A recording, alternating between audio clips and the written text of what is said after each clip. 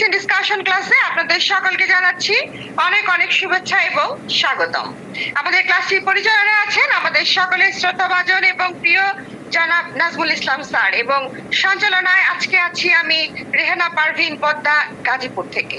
ক্লাসের শুরুতেই থাকছে পবিত্র কোরআন থেকে তেলাওয়াত। পবিত্র কোরআন তেলাওয়াতের জন্য অনুরোধ করছি আমাদের সকলের প্রিয় স্যার ইকবাল মজিদ জিল্লুস স্যার। স্যারকে অনুরোধ করছি কোরআন তেলাওয়াত শুরু করার জন্য। স্যার। أعوذ بالله من الشيطان الرجيم. بسم الله الرحمن الرحيم. أقيم الصلاة لدلوك الشمس إلى غسق الليل وقرآن الفجر إن قرآن الفجر كان مشهودا ومن الليل فتهجد به نافلة لك عسى أن يبعثك ربك مقاما محمودا وقل رب أدخلني مدخل صدق وأخرجني مخرج صدق واجعل لي من لدنك سلطانا نصيرا. সূর্য পশ্চিমে হেলে পড়ার পর রাতের ঘন অন্ধকার পর্যন্ত তুমি নামাজ কায়েম করো, আর ফজরে কোরআন পাঠে বিশেষ মনোযোগী হও, কারণ ফজরের সালাতে কোরআন পাঠের সাক্ষী হয় পবিত্ররা। হে নবী, গভীর রাতে ঘুম থেকে উঠো এবং তাহাজ্জুদ নামাজ পড়ো। তাহাজ্জুদ তোমার জন্য নফল। তোমার প্রতিপালক তোমাকে সর্বোচ্চ সম্মানিত স্থান মাকামে মাহমুদে প্রতিষ্ঠিত করবেন। অতএব প্রার্থনা করো, হে আমার প্রতিপালক, তুমি আমাকে যেখানেই নাও সত্য কল্যাণের সাথে নাও, আর যেখানে থেকে ফিরিয়ে নাও সত্য কল্যাণের সাথে ফিরিয়ে নাও। তোমার কুদরতি শক্তি দিয়ে আমাকে সাহায্য করো। ওমা আলাইনা ইল্লাল বালাগ। আসসালামু আলাইকুম ওয়া রাহমাতুল্লাহ। মাশাআল্লাহ, ধন্যবাদ স্যার আপনার সুমিষ্ট কণ্ঠে কোরআন তেলাওয়াত এবং সাথে তরজমার জন্য। আল্লাহ পাক আপনাকে উত্তম প্রতিদান দান করুন, আমরা সকলেই বলি আমিন। সুপ্রিয় ডক্টরসগণ, আজকে ক্লাস শুরু করার আগে গভীরভাবে স্মরণ করতে চাই এবং বিনম্র শ্রদ্ধার সাথে স্মরণ করতে চাই আমাদের হোমিওপ্যাথির জনক doctor Christian Friedrich Samuel Hahnemann স্যারকে। আজকে ওনার 183তম মৃত্যুবার্ষিকী। আজকের এই দিনে 88 বছর বয়সে তিনি 1843 সালে পরলোক গমন করেন এবং তিনি জন্মগ্রহণ করেছিলেন 10 এপ্রিল 1755 সালে। আজ আমাদের মহাত্মা হ্যানিম্যান স্যারের মৃত্যুবার্ষিকী। এই মহামানবের হোমিওপ্যাথির আবিষ্কার করেছিলেন মানব কল্যাণের উদ্দেশ্যে, আর এরই ধারাবাহিকতা চলে আসছে 183 বছর ধরে আমাদের মতো ডক্টরের হাত ধরে, আর চলবে আরো যুগ যুগ ধরে, এই প্রত্যাশা আমাদের সকলের। সম্মানিত ডক্টরসগণ, সকলের মনোযোগ আকর্ষণ করছি, আপনারা আপনাদের মোবাইলের অডিও ভিডিও অপশনটি যেন অনিচ্ছাকৃতভাবে অন হয়ে না যায় সেদিকটি অবশ্যই খেয়াল রাখবেন। আমি আবার বলছি, অনিচ্ছাকৃতভাবে যেন মোবাইলের অডিও ভিডিও অপশনটি যেন অন হয়ে না যায় সেদিকটি অবশ্যই খেয়াল রাখবেন। সুপ্রিয় ডক্টরসগণ, আজকের মূল আলোচক আপনারা সকলে জানেন আমাদের প্রিয় স্যার, আমাদের আতিকুল আলম স্যার। তিনি প্রায় 25 বছরের বেশি হোমিও চিকিৎসা সেবা দিয়ে আসছেন আমাদের বাংলাদেশ সহ ইংল্যান্ড এবং ভারতেও, এবং আজ আমাদের ক্লাসে যুক্ত হয়েছেন সুদূর ইংল্যান্ড থেকে। আমরা অনেকে হয়তো জানি, অনেকে জানিও না। স্যারের এই হোমিওপ্যাথির যে ভালোবাসা আমাদের প্রতিনিয়ত মুগ্ধ করছেন এবং অনুপ্রাণিত করছেন হোমিওপ্যাথি এবং হোমিওপ্যাথদের প্রতি।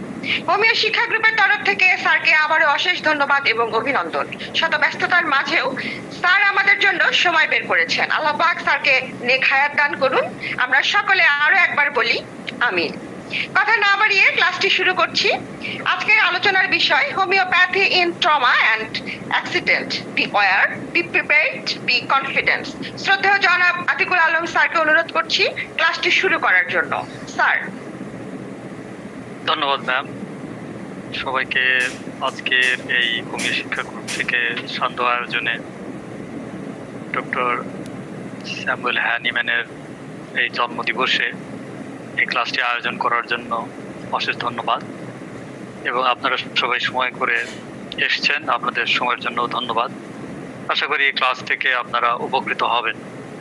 আজকে যে বিষয়টা নিয়ে আমি আপনাদের সাথে আলোচনা করব সেটা আমরা সবাই হোমিওপ্যাথিতে, এমনকি যারা হোমিওপ্যাথ না, অনেকে ঘরোয়াভাবে এই মেডিসিনগুলো ব্যবহার করেন অথবা এর কার্যকারিতা সম্পর্কে অবহিত। আজকে সেটার একটা সেকেন্ডারি স্টেজ ক্লিনিক্যাল অ্যাপ্লিকেশন এবং তার ইফিকেসি, সেই সাথে যে কমন রেমেডিগুলো আমাদের আসে সেগুলো নিয়ে আলোচনা হবে। তো আপনারা মনোযোগ দিয়ে শুনবেন। তো প্রাথমিক জীবনে চলাফেরা করতে গেলে অথবা বাচ্চা কাচ্চা যে সমস্ত পরিবারে আছে, তারা স্কুলে যায়, খেলা করে, বা গাড়ি দুর্ঘটনা, যেগুলো বড় ধরনের দুর্ঘটনা, উপর থেকে পড়ে যাওয়া, কেটে ফেলা অথবা ক্রিকেট বল লাগা, এগুলো নিত্যদিনের ঘটনা।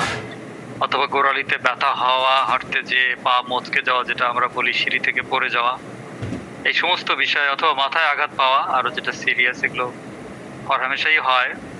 তো সেটাতে আমরা হোমিওপ্যাথিতে তার আশ্চর্য যে কার্যকারিতা, সেটা আমরা দেখতে পাই আমাদের ক্লিনিক্যাল প্র্যাকটিসে এবং আমাদের নিজেদের বাস্তব জীবনেও আমরা এই মেডিসিনগুলো সবসময় ব্যবহার করি।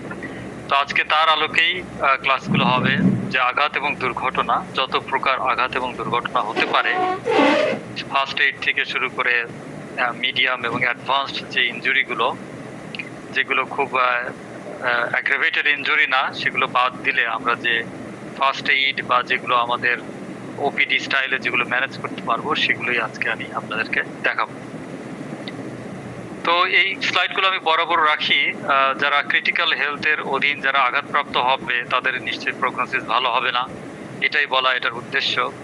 আর শিশু কিশোর বা খেলাধুলা যারা করেন, অ্যাথলিট, ওনাদের আঘাতপ্রাপ্ত অবস্থায় আমাদের মেডিসিনগুলো অবশ্যই ভালো কাজ দিবে, এটা আমাদেরকে মাথায় রাখতে হবে। তো হেলথ স্টেজের গুরুত্ব সবসময়ই থাকে। এবং আমরা জানি আঘাত পাওয়ার পরে শরীরের কোন অঙ্গ প্রত্যঙ্গ ক্ষতিগ্রস্ত হলো, সেটা একটা ভাইটাল একটা ইনফরমেশন।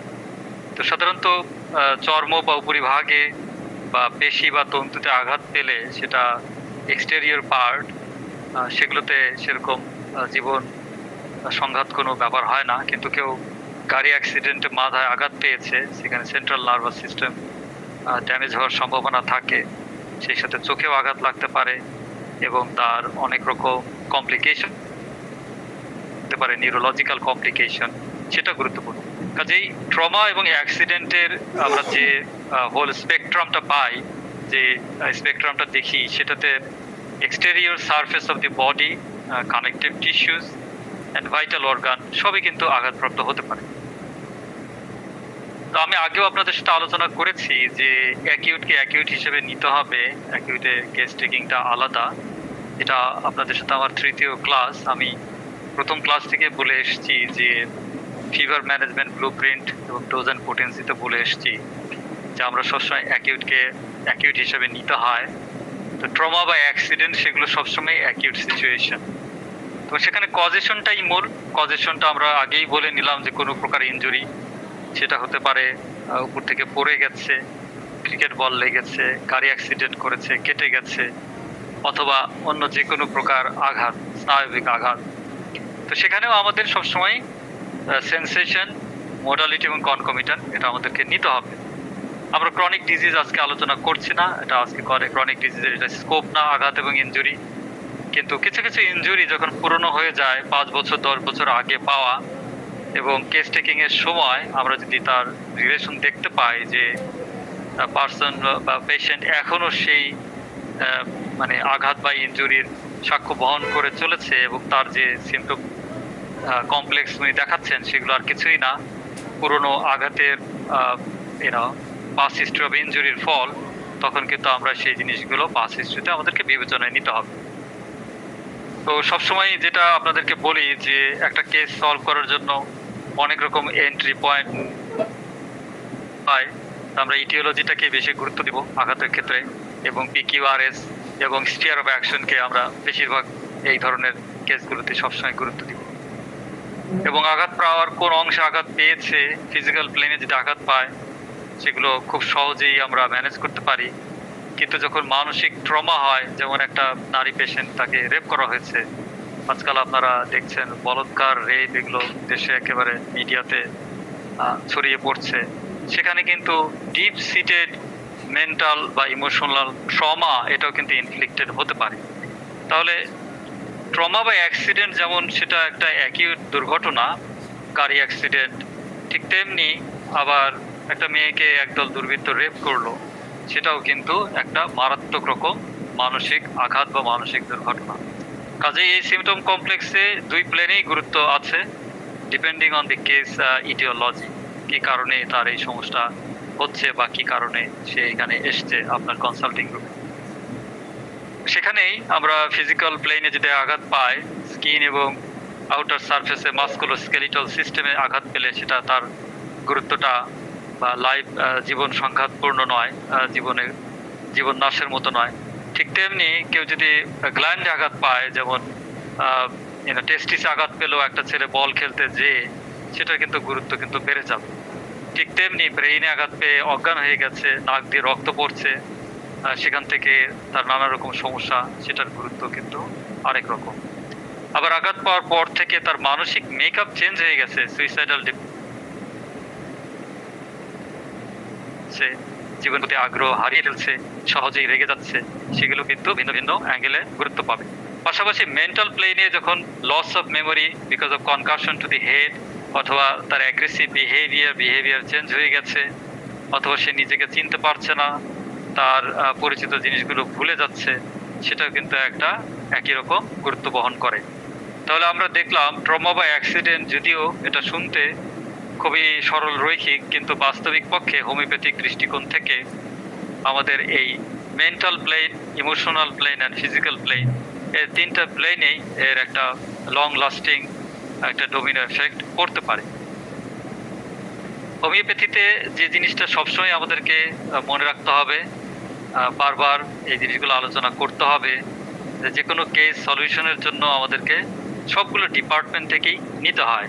এটা মেডিসিনের জিনিয়াস কি, তার অ্যাপ্লিকেশনটা কি, তার জেনারেল সিমটমটা কি, প্যাথোফিজিওলজি কীরকম হবে, সেই সাথে আঘাতটা কোন লেভেলের এবং সেই সিমটমটা কোন ধরনের সিমটম, এটাকে কেটে ফেলা, মোচড়ে যাওয়া বা সামান্য চলাফেরায় বেড়ে যাচ্ছে কিনা সেটা যেমন গুরুত্বপূর্ণ, ঠিক তেমনি তার ক্যারেক্টারিস্টিক্স, এই সিমটমটা বা আঘাত পাওয়া বা অ্যাক্সিডেন্ট পরবর্তী সময়ে কিসে বাড়ে বা কিসে কমে, সেগুলো ততধিক গুরুত্বপূর্ণ। গত ক্লাসে আপনাদেরকে বলেছি যে সিভিলিমায় পৌঁছানোর জন্য ঔষধের নাম জানাটা যতধিক গুরুত্বপূর্ণ, ঠিক ততধিকই গুরুত্বপূর্ণ কোন পোটেন্সিতে দেব এবং কতবার দেব, কি পরিমাণ দেব, এই তিনটা ইনফরমেশন ততধিক গুরুত্বপূর্ণ। তাহলে সিমিলামাম যদি আমাদের সেই কার্যকরী ওষুধটার একটা হয়, চয়েস হয়, তাহলে তার সাথে আরও তিনটা কম্পোনেন্ট জড়িয়ে আছে, সেগুলো হচ্ছে পোটেন্সি, ডোজ অ্যান্ড রিপিটেশন। এই তিনটা জিনিস মিলেই আসলে মিনিমাম যে ট্রায়াঙ্গল সেটাকে পূর্ণ করে। এটা গত দিনের ক্লাসে আমি বিস্তারিত আলোচনা করেছি, আজকে এই স্লাইডটা রেখেছি। এটা এই অ্যাকিউট ট্রমা এবং অ্যাক্সিডেন্টে এই কনসেপ্টটা খুবই খুবই গুরুত্বপূর্ণ। গতদিন আমি দেখিয়েছি যে অ্যাকিউট প্রেসক্রিপশনে পোটেন্সিগুলো কীরকম হয় মাইল্ড টু মডারেট কেসগুলোতে এবং সিভিয়ার টু ইন্টেন্স কেসগুলোতে। আজকে এইটারই এলাবোরেশন থাকবে যে আসলে ট্রমা এবং অ্যাক্সিডেন্টে আমরা কিভাবে কোন কোন মেডিসিনগুলো উচ্চ পোটেন্সিতে ব্যবহার করা হয় এবং তার এফিকেসিটা কেমন, based on my clinical experience of seeing hundreds of cases. তো আপনারা চ্যাট বক্সে টাইপ করতে থাকুন। আমাদের আজকের এই আলোচনার প্রথম রেমেডি আমাদের স্ক্রিনের মধ্যে রয়েছে। আপনারা যারা পার্টিসিপেট করতে চান, আমি যে রেমেডিটা দেখাচ্ছি সেটার নাম আপনারা বাংলা অথবা ইংরেজিতে টাইপ করতে পারেন।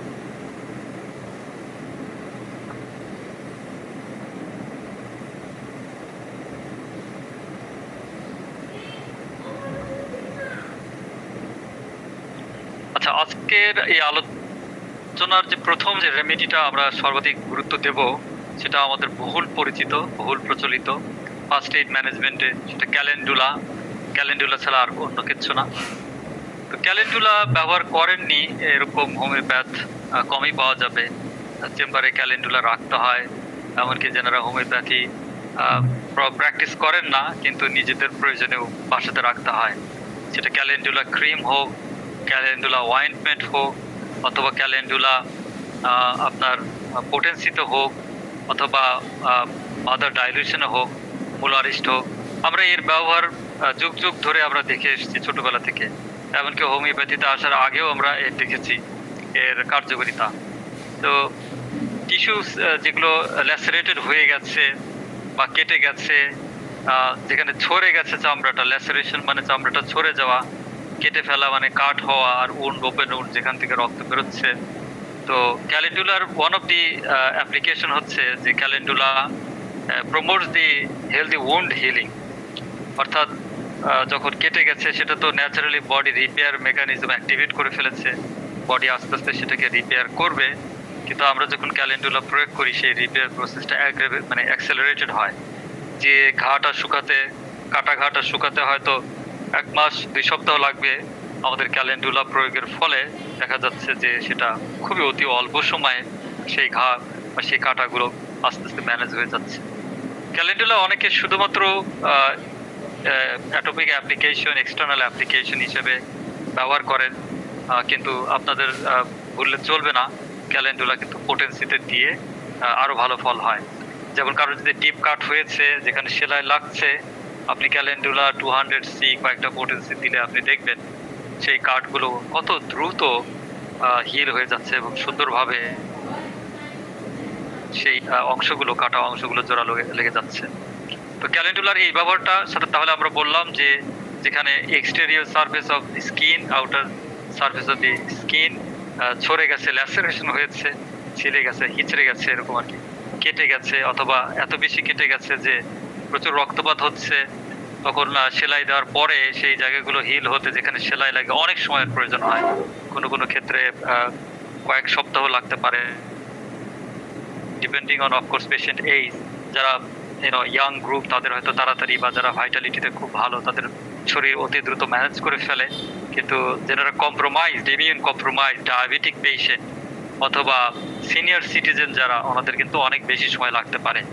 এবং সেই কেসগুলোতে আমরা যখন ক্যালেন্ডুলা সেলাই করার পরে পোটেন্সিতে দিব অথবা এক্সটার্নাল ক্রিম ব্যবহার করব, তখন আমরা দেখব যে সেই ক্ষত স্থানগুলো অত্যন্ত দ্রুত গতিতে, অত্যন্ত সুন্দরভাবে সেই জায়গাগুলো জোড়া লেগে যাচ্ছে। এটাই ক্যালেন্ডুলার একটা অ্যাপ্লিকেশন। ক্যালেন্ডুলা 200তেও ব্যবহার করেছি, 1M করেছি, আমি 1Mটা কম করেছি, দেইনি। 200 potency is equally applicable as well as key or external application. এরপরে মেডিসিনটা আরেকটা গুরুত্বপূর্ণ মেডিসিন, আপনারা যারা এটার নাম চেনেন বা জানেন চ্যাট বক্সে এগেইন দিতে পারেন, এটা একটা কুইজ, পার্টিসিপেট যদি করতে চান। তো এই মেডিসিনটা আমাদের ফার্স্ট এইড বক্সে থাকতেই হয়, ক্যালেন্ডুলার মতো এটাও একটা ফার্স্ট এইড মেডিসিনের মধ্যে অন্তর্গত এবং অত্যন্ত গুরুত্বপূর্ণ একটা মেডিসিন। তো আমি এখন মেডিসিনটাতে চলে যাচ্ছি। এই মেডিসিনটা হচ্ছে মিলিফোলিয়াম। তো মিলিফোলিয়ামের অনেকগুলো কাজ আছে, তো প্রধান যে কাজটা সেটা হলো আপনার অনেক উপর থেকে পড়ে গেলে যদি রক্তপাত হয় বা জ্বর আসে, বিশেষত কেউ হয়তো আপনার কাছে আসলো খুব উচ্চ জ্বর নিয়ে, আপনি ইটিওলজি জিজ্ঞেস করলেন কিভাবে জ্বরটা আসলো, আপনি শুনলেন যে সেই বাচ্চাটা হয়তো উপর থেকে, একতলা থেকে বা গাছ থেকে পড়ে গেছে, কিছুটা ব্লিডিং হয়েছে, তারপর থেকে ভয়ানক জ্বর আসছে। তো পড়ে যাওয়ার পরে যে ইনজুরি, তার ফলে যে রক্তপাত, দেখা গেল যে কোথাও কেটে যাওয়ার ফলে সে রক্তপাত বন্ধই হচ্ছে না, আপনি কিন্তু মিলিফিলিয়ামকে কল করতে পারেন, যেখানে রক্তপাতটা কিছুতেই বন্ধ হচ্ছে না। এবং আরেকটা অ্যাপ্লিকেশন হচ্ছে যেখানে উপর থেকে পড়ে যাওয়ার পরে আঘাত পাওয়ার ফলে সেই ব্যক্তির জ্বর এসছে, উচ্চ জ্বর 102, 103 উইদিন 6 to 12 আওয়ার্স, তো তাকে হয়তো মানে প্যারাসিটামল বা এগুলো দেওয়া হচ্ছে। আপনার চেম্বারে যদি তারা আসে, আপনাকে সেই রক্তপাত এবং জ্বর এই জিনিসগুলোকে কনসিডার করে সিমটম কমপ্লেক্স, তখন আপনাকে মিলিফোলিয়াম চুজ করতে হবে। তো মিলিফোলিয়াম একই রকম ভাবে আমরা এক্সটার্নাল দিতে পারি, যেখানে আমরা ডাইলিউট করে সেই জায়গাগুলো ধুতে পারি, বা সেখানে আপনার তুলোর সাথে মিশিয়ে আমরা দিতে পারি ডাইলিউট করার পরে পানিতে, অর্থাৎ আমরা পোটেন্সিতেও কিন্তু 201, বিশেষত জ্বর যখন আসবে পরে, যে মাথায় বা গায়ে আঘাত লাগার পরে বা ব্লিডিং হওয়ার পরে, তখন আমরা সাধারণত 1M বা উচ্চ শক্তিটাই প্রেফার করি। আর অ্যাটোপিক অ্যাপ্লিকেশন, এটা অনেকে ডাইলিউশনে ব্যবহার করে, ইকুয়ালি এফেক্টিভ। কিন্তু জ্বর হলে, যদি পড়ে যাওয়ার পরে যদি ট্রমা থেকে জ্বর আসে, তখন আমরা সাধারণত 1M পোটেন্সিটাকে চুজ করি। পরের স্টপ আপনারা again, it's a beautiful flower remedy, এর অনেক ইউজ আছে, অনেক ধরনের ব্যবহার আছে, খুবই প্রয়োজনীয়। আপনারা যারা হোমিওপ্যাথিক ফার্স্ট এইড করতে চান, এই ধরনের পেশেন্ট বেস, তাদেরকে এই মেডিসিনটা রাখতেই হবে। এই মেডিসিনটা অ্যান্টিসেপটিক হিসেবে ব্যবহার হয় আমাদের হোমিওপ্যাথিক শাস্ত্রে। আপনারা যদি নাম দেখে চিনতে পারেন, আপনারা এগেইন টাইপ বক্সে আপনারা এর নাম বাংলায় টাইপ করতে পারেন। তো আজকের আমরা থার্ড রেমেডি নিয়ে আলোচনা করব। একটা বিউটিফুল রেমেডি, ফার্স্ট এইড কনসেপ্টের বিউটিফুল একটা রেমেডি। তো চলুন, ইচেনেশিয়া বা ইকেনেশিয়া দুইভাবে এটা উচ্চারণ হয়। তো ইচেনেশিয়া সাধারণত সেপটিক বা ইনফেক্টেড ওন্ড, সেটাতে আমরা বেশি ব্যবহার করি। হয়তো আমরা কয়েক ড্রপ পানিতে দিয়ে ডাইলেট করে আমরা যদি অ্যাপ্লাই করি, সেই জায়গাগুলোতে যে ব্যাকটেরিয়াল ইনফেকশন হয়, সেই জায়গাগুলো আমরা খুব সুন্দরভাবে এই ইচেনেশিয়ার মাধ্যমে কিন্তু আমরা ম্যানেজ করতে পারি। তো এটা হোমিওপ্যাথিক আমাদের এই শাস্ত্রে এই ইচেনেশিয়া ট্র্যাডিশনালি ব্যবহার হয়, অনেক আগে থেকে ব্যবহার হয়ে আসছে। যেখানে কন্টামিনেশনের ভয় থাকে, অর্থাৎ যেখানে আঘাত বা কেটে যাওয়ার ফলে সেখানে বাইরে থেকে জীবাণু শরীরের মধ্যে প্রবেশ করেছে, রক্তে দূষণ দেখা যাচ্ছে, হয়তো ছিলে গিয়েছিল, কিন্তু আসলে যে জায়গাগুলো লেগেছে সেই জায়গাগুলোতে অনেক চার্মস বা কিছু একটা ছিল, সেই জায়গাগুলো দেখা যায় যে আমাদের কিন্তু ইচেনেশিয়া যদি না ব্যবহার করা হয়, অনেক সময় সেখানে ইনফেকশন ডেভেলপ করে এবং ইনফেকশনের সেকেন্ডারি স্টেজে সাপুরেশন, সেখানে পুসফর্ম হতে পারে। আবার আরেকটা ক্ষেত্র যেটা আমরা জানি, যে যখন রক্তে দূষণ দেখা দেয় because of the past cut injury, তখনও কিন্তু আমরা এই ইচেনেশিয়া খুব ভালোভাবে ব্যবহার করতে পারি। ইচেনেশিয়া ক্রিমে ব্যবহার করা যায়, ইচেনেশিয়া মাদার টিংচার ডাইলিউট করে এক্সটার্নাল অ্যাপ্লিকেশন করা যায়, ইচেনেশিয়া ড্রপ ডোজেও দেওয়া যায়, ইকুয়ালি এফেক্টিভ। যখন আপনার ব্লাড পিউরিফিকেশনের প্রয়োজন হবে, যখন আপনি সন্দেহ করবেন যে ব্লাডে নানা রকম ব্যাকটেরিয়াল ইনজেকশন হয়েছে, কারণ যে এক্সটেরিয়র স্কিনটা ল্যাসারেটেড হয়ে যাওয়ার কারণে সেটা মানে বাইরের এনভায়রনমেন্ট থেকে যে জীবাণুগুলো প্রবেশ করেছে, সেখানে ডেটল বা অন্য কিছু দেওয়া পাশাপাশি আপনাকে কিন্তু ইচেনেশিয়া অবশ্যই কনসিডার করতে হবে। তো এই ইচেনেশিয়া বা ইকেনেশিয়া দুইভাবে ব্যবহার করা যায়, এক্সটার্নাল অ্যাপ্লিকেশন, পাশাপাশি আমরা এটা মাদার টিংচারে দিয়েও, আমরা ড্রপ ডোজে দিয়েও ফল পাই, যেটা ব্লাডটাকে ফিল্টার করে ফেলে। ব্লাডের যে মধ্যে যদি কোনো এইরকম মার্কার চলে আসে এক্সটার্নাল অ্যাপ্লিকেশনে, ইচেনেশিয়া কিন্তু সেই ব্লাডটাকে খুব দ্রুত পিউরিফাই করতে পারে। তো এই তিনটা রেমেডি যে আমি দেখালাম, ইচেনেশিয়া, মেলিফোলিয়াম অ্যান্ড ক্যালেন্ডুলা, এগুলো ফার্স্ট এইড রেজিমের একটা মানে পার্ট অ্যান্ড পার্সেল। এগুলো আমাদের ডেইলি এই জিনিসগুলো মাথায় রাখতে হবে। তো চলুন আজকে আমরা ফোর্থ রেমেডিটা দেখে নিই। আপনারা যদি এটা চিনতে পারেন আপনারা বলেন। আমাদের হোমিওপ্যাথিক মেডিকায়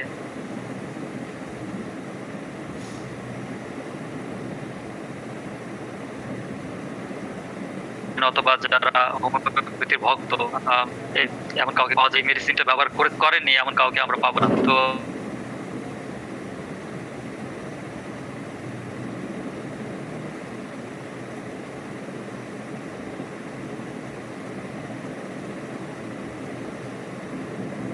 এটা কোন মেডিসিনটাকে আমি আমার স্ক্রিন,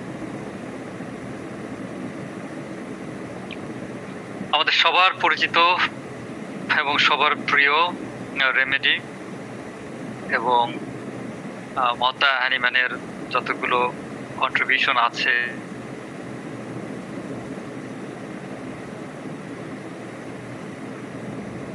দিনগুলোকে তৈরি করা, গোনা থেকে শুরু করে আর্নিকা, সবকিছু ওনার যে এগুলো আমাদের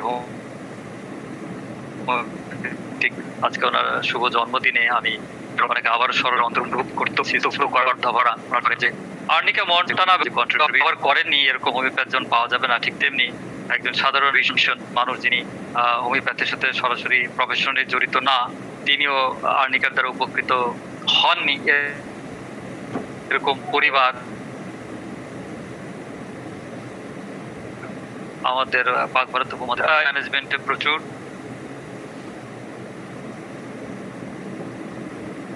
আমি কিছু জিনিস অ্যাড করে দিব আজকে। তো যেখানে ব্লান্ট মাথা আঘাত লেগেছে অথবা গাড়ি জোরে ধাক্কা দিয়েছে, মোটর বাইকে ধাক্কা দিয়েছে, কলিশন হয়েছে এবং সোরনেস এবং ব্রুজ চলে আসছে, অথবা সারাদিন কেউ হয়তো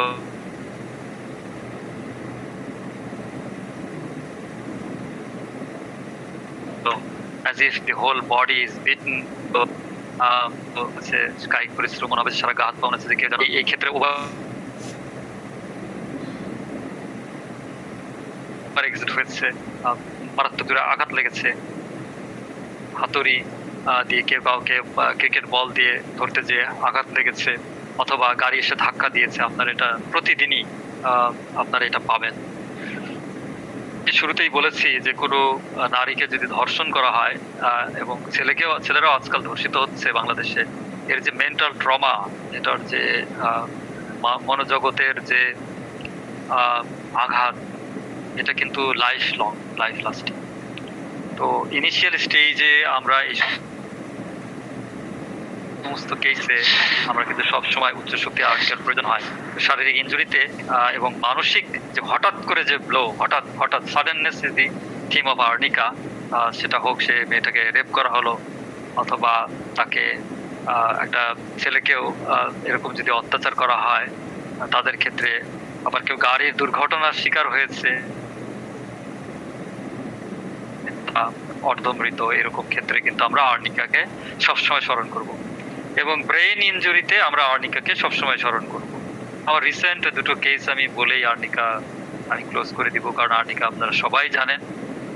আমার রিসেন্ট 3 সপ্তাহ আগে আমাদের একজন কলিগের মেয়ে, সে মেয়েটা 11 বছর বয়সে পড়ে যে তার মাথাতে এটা পিছন সাইডটা লাগে এবং আধা ঘন্টা পর থেকে তার বমি এবং তার যে সেন্সলেস হওয়া সেটা শুরু হয়। উনি খুব প্যানিক করতেছিলেন, হাসপাতালে নিয়ে যাবেন, সিটি এমআরআই করা হবে। তো আমার আর্নিকা 1M বা 10M আমি 10 মিনিট পর শুরু করি এবং আল্লাহর অশেষ কৃপায় এই বাচ্চাটা 3-4 ঘন্টা পরেই সে ঘুমিয়ে পড়ে, তার বমিও বন্ধ হয়ে যায় এবং তাকে হাসপাতালে নিতে হয়। তো আপনাদের সবসময় মনে রাখতে হবে আর্নিকা যে গ্রেট রেমেডি, আর্নিকা যে লাইফ সেভার রেমেডি। তবে এই ক্ষেত্রে আপনাদেরকে হাই পোটেন্সি চুজ করতে হবে। 1M, 10M, 50M এবং খুব পুরোনো কেস হলে CM পর্যন্ত যাওয়া লাগতে পারে।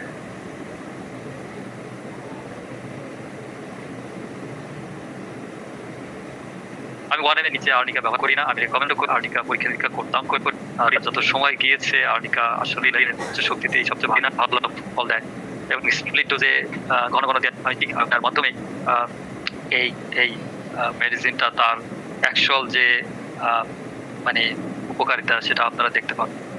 আরেকটা কেস যেটা আমার হৃদয়ে বসে আছে, সেটা গত সপ্তাহেরই ঘটনা। আমাদের কলিগ, আমাদের গাইড শ্রদ্ধেয় ডক্টর ইকবাল জিল্লুল মজিদ, আপনারা অনেকেই হয়তো ওনার ফেসবুক পেজে দেখেছেন। ওনাকে পিছন থেকে একটা অটো ধাক্কা দিয়ে ওনাকে ইনজুরি করে। উনি আমাদের অত্যন্ত শ্রদ্ধেয় সিনিয়র পার্সন। তো রাস্তার যেহেতু নিরাপত্তা নাই, ওনাকে এইভাবে অ্যাক্সিডেন্ট করানো হয় এবং উনি যে ইনজুরির শিকার হন সেটা বেশ সাস্টেইনড একটা ইনজুরি ছিল এবং সেটার জন্য ওনাকে আমি আর্নিকা 1M এর ব্যবস্থাপত্র দিই প্রতি 10 মিনিট পর। এগেইন আল্লাহর অশেষ কৃপায় ওনার এই অ্যাডভান্সড এজেও উনি 24 ঘন্টার মধ্যে পুরোপুরি রিকভার করতে সক্ষম হন। তো এই যে দুটো কেস আমি রিসেন্ট 2 উইকসের মধ্যে 3 উইকসের মধ্যে শেয়ার করলাম, এখানে দুটো জিনিস পরিষ্কার যে আর্নিকা অবশ্যই আপনাদেরকে ব্যবহার করতে হবে এবং উচ্চ শক্তিতে ব্যবহার করতে হবে, ঘন স্প্লিট ডোজে দিতে হবে। তো এগেইন আমরা আর্নিকার জন্য মহাত্মা হ্যানিম্যানের আত্মার মুক্তি কামনা করছি। ওনার এই কন্ট্রিবিউশন, পোটেন্সি ডায়নামিক মেডিসিনের কন্ট্রিবিউশন হাজার ব্যক্তিকে আসলে আমরা আরোগ্য দিতে পারবো অ্যাক্সিডেন্ট এবং ট্রমায়। এছাড়া কনস্টিটিউশনাল পিকচারে আর্নিকার আমরা অনেক কিছু পাই। আর্নিকা খুবই যুদ্ধংদেহী একটা কনস্টিটিউশন, সেগুলো আমরা অ্যাকিউটে নেই না। যেমন জ্বরের ক্ষেত্রে বা এর ক্ষেত্রে পেশেন্ট যখন বলে বা আঘাতপ্রাপ্ত হওয়ার পরেও যখন বলে যে না আমার কিছু হয়নি, সেটা একটা মেন্টাল ইন্ডিকেশন হতে পারে। কিন্তু আমরা ফিজিক্যাল ট্রমাতে বা ফিজিক্যাল আঘাতে আমরা এগুলোকে অতটা গুরুত্ব দেই না। আমরা ইটিওলজি এবং স্ফিয়ার অফ অ্যাকশনটাকে সবচেয়ে বেশি গুরুত্ব দিই। আর্নিকা কখনো মাদারে দিতে হয় না, আর্নিকা অনেকেই মাদারে দেন শুনেছি। আর্নিকা উচ্চ শক্তিতেই সবচেয়ে ভালো ফল দেয়, 1M 10M 50M অথবা CM যদি প্রয়োজন হয়। তো চলুন আজকে আমরা ফিফথ 6 রেমেডি দেখে নিই। আপনারা যদি এটার নাম বলতে পারেন তাহলে চ্যাট বক্সে আপনারা দিন। এই রেমেডিটি নিয়ে আমরা এখন আলোচনা করব।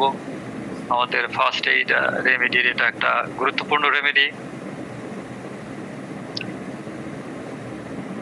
তো চলুন আজকে আমরা এই আরেকটা আর্নিকা গ্রুপের রেমেডিকে আমরা দেখে নিই, বেলিস পেরেনিস। বেলিস আরেকটা অতীব গুরুত্বপূর্ণ রেমেডি, আমি অসংখ্যবার ব্যবহার করেছি এবং এই রেমেডিটা আর্নিকার পরেই আসে।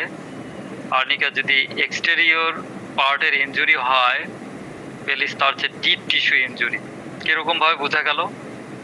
গ্রামের দেখা যাচ্ছে যে একজন কৃষকের বা একজন গোয়ালির তার তলপেটে গরু লাথি দিল ফর এক্সাম্পল, অথবা কোনো মহিলা বাচ্চা প্রসবের সময় টানা হেঁচড়ার ফলে তার তলপেটে ইনজুরি দেখা দিল ডিপ টিস্যুতে, অথবা কোনো মেয়েকে রেপ করা হলো। আমার রিসেন্টলি এরকম একটা কেস ছিল যার জন্য বারবার আসছে, তার তলপেটে মারাত্মক রকম ইনজুরি ইউরোজেনিটাল পার্টে দেখা দিয়েছে। অথবা টিভিএস করার নাম করে একজন অদক্ষ অপারেটর সে ভুল করে একটা পেশেন্টকে সে ভেতরে ইনজুরি করে দিয়েছে।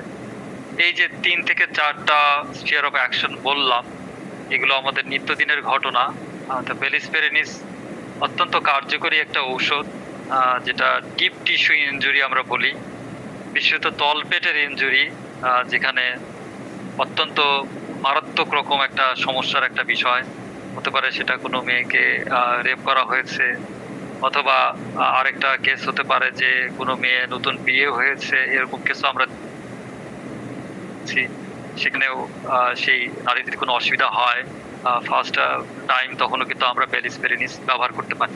তো পেলভিক ইনজুরি আর্নিকার চাইতে এক ধাপ উপরে, বেলিস পেরেনিস। ডিপ টিস্যু ইনজুরি অথবা মহিলাদের ব্রেস্টে যদি খুব ডিপ আঘাত লাগে পড়ে যাওয়ার ফলে বা ইনজুরি, তখনও কিন্তু আমরা বেলিস পেরেনিসকে আমরা কিন্তু কল করতে পারি। বেলিস পেরেনিসে অত উচ্চ শক্তির দরকার হয় না। আমার ক্লিনিক্যাল এক্সপেরিয়েন্সে 1 এবং 10M এর মধ্যে এই সমস্ত কেস রিজলভ হয়ে গেছে, কাজে আমি এই দুটো পোটেন্সি এখানে আপনাদেরকে বলে দিলাম। Again, bellis perennis should not be given less than 1M based on my long clinical experimentation, এবং it has to be repeated আপনার quite often. আপনি যদি এরকম একটা কোনো কেস পান যেখানে আর্নিকা দিয়েছেন, দেওয়ার পরে কেসগুলো সাধারণত আমি 6 থেকে 12 ঘন্টার মধ্যে উঠাই। যদি 12 ঘন্টার মধ্যে পেশেন্ট 70% ভালো বোধ না করে, আমি বেলিসে সুইচ করি। যদি পোটেন্সি হাই দেওয়ার পরেও 10M দিচ্ছে আর্নিকা, পেশেন্ট ভালো রেসপন্ড করছে না, আমি সাথে সাথে বেলিস পেরেনিসে সুইচ করি, অথবা অল্টারনেটলি দেই। আরেকটা যেটা আপনাদেরকে বললাম যে তলপেটের ইনজুরি কোনো নারীকে যদি এরকম করা, এবং কোনো ছেলেকে, উভয় ক্ষেত্রে এটা কাজ দিবে। অথবা newly married girl, young girl, তার যদি কোনো তলপেটে ইনজুরি হয়, তখন আমরা বেলিস পেরেনিস দিয়ে অসম্ভব ভালো ফল পাই। অথবা টিভিএস পরীক্ষার নাম করে যদি কোনো মহিলার প্রাইভেট পার্টসে, ইন্টারনাল ইউটেরাসে, অথবা আপনার ফ্যালোপিয়ান টিউব অ্যান্ড দি ওভারিতে যদি কেউ ইনজুরি করে কোনো অদক্ষ অপারেটর, সেখানে কিন্তু আমরা বেলিস পেরেনিসকে ভাবতে পারি। আজকের নেক্সট স্টপ, আপনারা যারা এই রেমেডিটাকে চেনেন তারা আপনারা এগেইন টাইপ করতে পারেন। সবই প্লান্ট কিংডম থেকে দেখাচ্ছি। আমাদের যত প্রয়োজনীয় রেমেডি সবই প্লান্ট কিংডমের। আমাদের ফুসফুসের অর্ধেকটা আমাদের বুকে আর অর্ধেকটা গাছের ডগায় আর কি। তো আমরা যে অক্সিজেনটা নেই সেটা গাছ সেটা ছাড়ে, আর আমরা যেটা ছাড়ি সেটা গাছেরা নেয়। কাজে আমাদের লাইফ বা প্রাণা এনার্জির অর্ধেকটা উদ্ভিদের সাথে রিলেটেড, যার কারণে আমাদের মেডিসিনাল যে মেডিকেল রেপার্টরি, সেটাতে একটা বিরাট একটা অংশ প্লান্ট কিংডমের রেমেডিগুলো কিন্তু স্থান করে রেখেছে, কোয়াইট রাইটলি সো। তো চলুন আজকের এই পরের রেমেডিটার নাম হচ্ছে রুটা গ্রাভিলিয়ন্স। রুটা ব্যবহার করেননি, এগেইন এরকম আমরা খুবই কম পাবো। আমরা রুটা সবাই ব্যবহার করেছি কম বেশি। তো যেখানে দেখা যায় যে লিগামেন্ট ইনজুরি, যেখানে টেন্ডন অর্থাৎ সেই কানেক্টিং যে আমাদের যে রশির মতো আমাদের মাসেলগুলোকে যে ধরে রাখে টেন্ডন পেরিস্টেমের সাথে কাভারিং অফ দি বোন, এই দুটো জায়গায় যখন ইনজুরি হয়, সিঁড়ি দিয়ে উঠতে গেলে অ্যাঙ্কল মচকে গেছে বা কোনো জয়েন্ট মচকে গেছে বা কোথাও অস্বাভাবিকভাবে টেন্ডনে টান লেগেছে অথবা আমার সেই হার্টের শিনবনের বাইরের অংশটা মারাত্মক জায়গায় আঘাত লেগেছে, আমরা জানি কিন্তু সেই সমস্ত টুইস্টেড অ্যাঙ্কল, সেটা হোক রিস্ট অথবা সেটা আমাদের হোক হাঁটু অথবা সেটা হোক অন্য কোনো কিছু যেটা ওভার স্ট্রেসড হয়েছে, সেই ক্ষেত্রে আমরা কিন্তু এই রুটা গ্র্যাভিলেন্সকে সবসময় স্মরণ করি।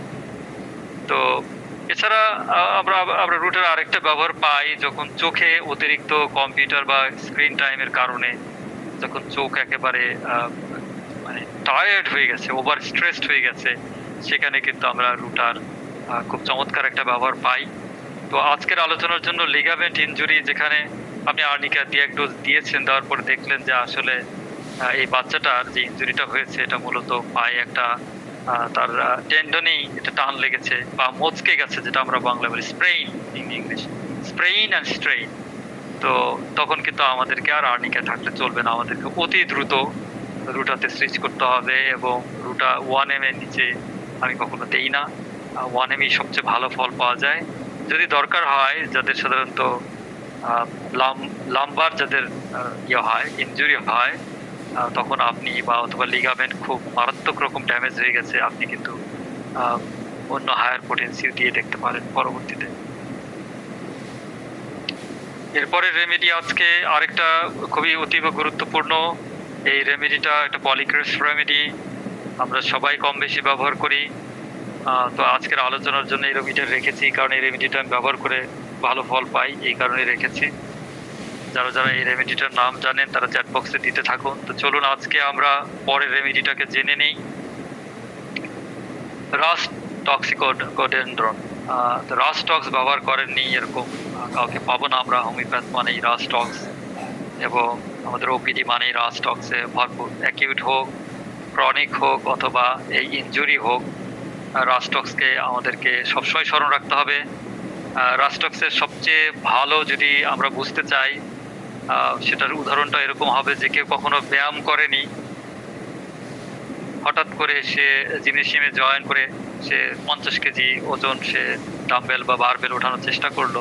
এই যে এর ফলে যে শরীরে যে ওভার এক্সারশন হলো, এবং এই ওভার এক্সারশনের ফলে তার যে জ্বর চলে আসা, গায়ে ব্যথা হওয়া অথবা মারাত্মক রকম মাসল ক্র্যাম্প হওয়া, এই যে injury to muscle through over exertion, over lifting, কিন্তু টক্সিকোডেন্ড্রনের একটা ইটিওলজি, এবং এটা দিয়েই সবচেয়ে বেশি আপনি এই কেসগুলো সলভ করতে পারবেন।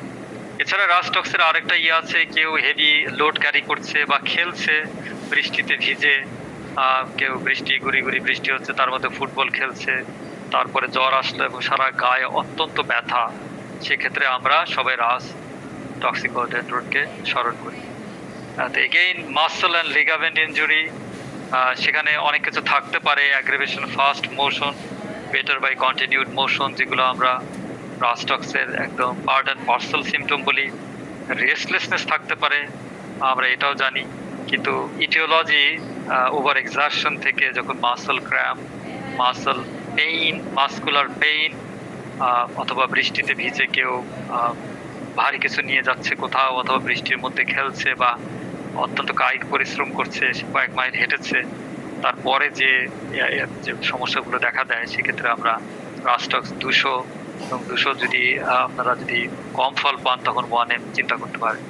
অধিকাংশ কেস আমি যেগুলোতে দেখেছি সেগুলো সাধারণত স্পোর্টস, যারা কখনো ব্যায়াম করে না, হঠাৎ করে একদিন ব্যায়াম করতে যে এত বেশি শরীরে চাপ পড়ে গেছে, অথবা খুব ভারী কিছু একটা বোঝা উঠাতে গেছে, পিঠে লেগে গেছে, মাসল ক্র্যাম্প হচ্ছে, পুলিং হচ্ছে, তখন কিন্তু রাস্টক্স আমরা 200 দিয়ে কয়েকটা ডোজ ঘন ঘন দিয়ে আমরা কিন্তু স্প্লিট ডোজে আমরা অত্যন্ত ভালো ফল পাই। তো চলুন আজকের পরবর্তী রেমেডিটা আমরা দেখে নিই। Again is from plant kingdom, beautiful flower.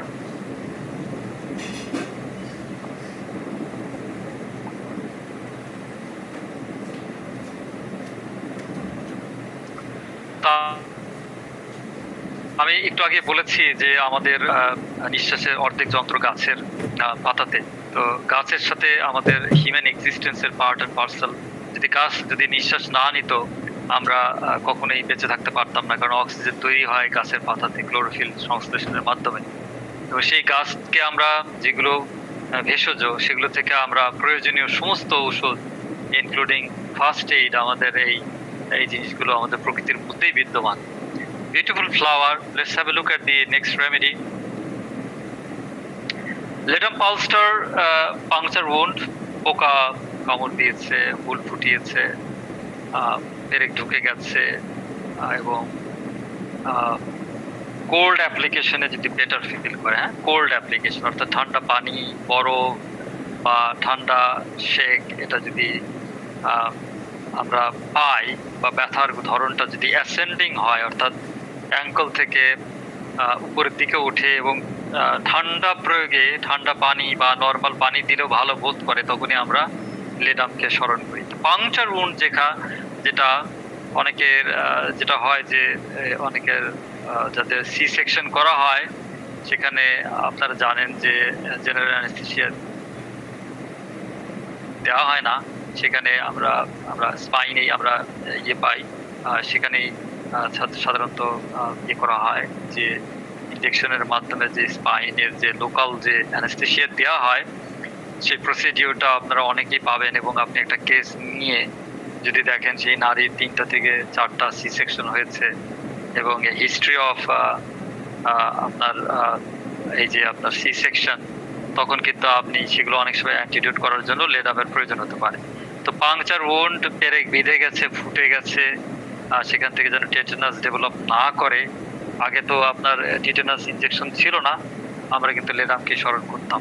এছাড়া অ্যাসেন্ডিং পেইন এবং cold application is another amelioration, is another indication for ledum. লেডামকে আপনারা সবসময় মনে রাখবেন, লেডাম ইজ ভেরি রেমেডি। এবং আমি যেটা আরেকটা জিনিস যেটা দেখেছি, আঘাতের ফলে যদি সেই শরীরে ইনফ্লামেটরি মার্কারটা বেড়ে যে বাত ব্যথা শুরু হয়, ইউরিক অ্যাসিড সিক্রিট হতে থাকে, তখনই কিন্তু আমরা লেডামকে স্মরণ করতে পারি। তো পোটেন্সি 200C সবসময় ব্যবহার করেছি। এগেইন স্প্লিট ডোজে দিতে হবে, ঘন ঘন দিতে হবে, দিলে এই কেসগুলো অত্যন্ত চমৎকারভাবে রেসপন্ড করে। তো চলুন আজকের পরের remedy, another very important remedy from plant kingdom, beautiful looking herb, যেটা আমাদের এগেইন পার্ট অ্যান্ড পার্সেল। আমরা পরেরটাকে জেনে নিই।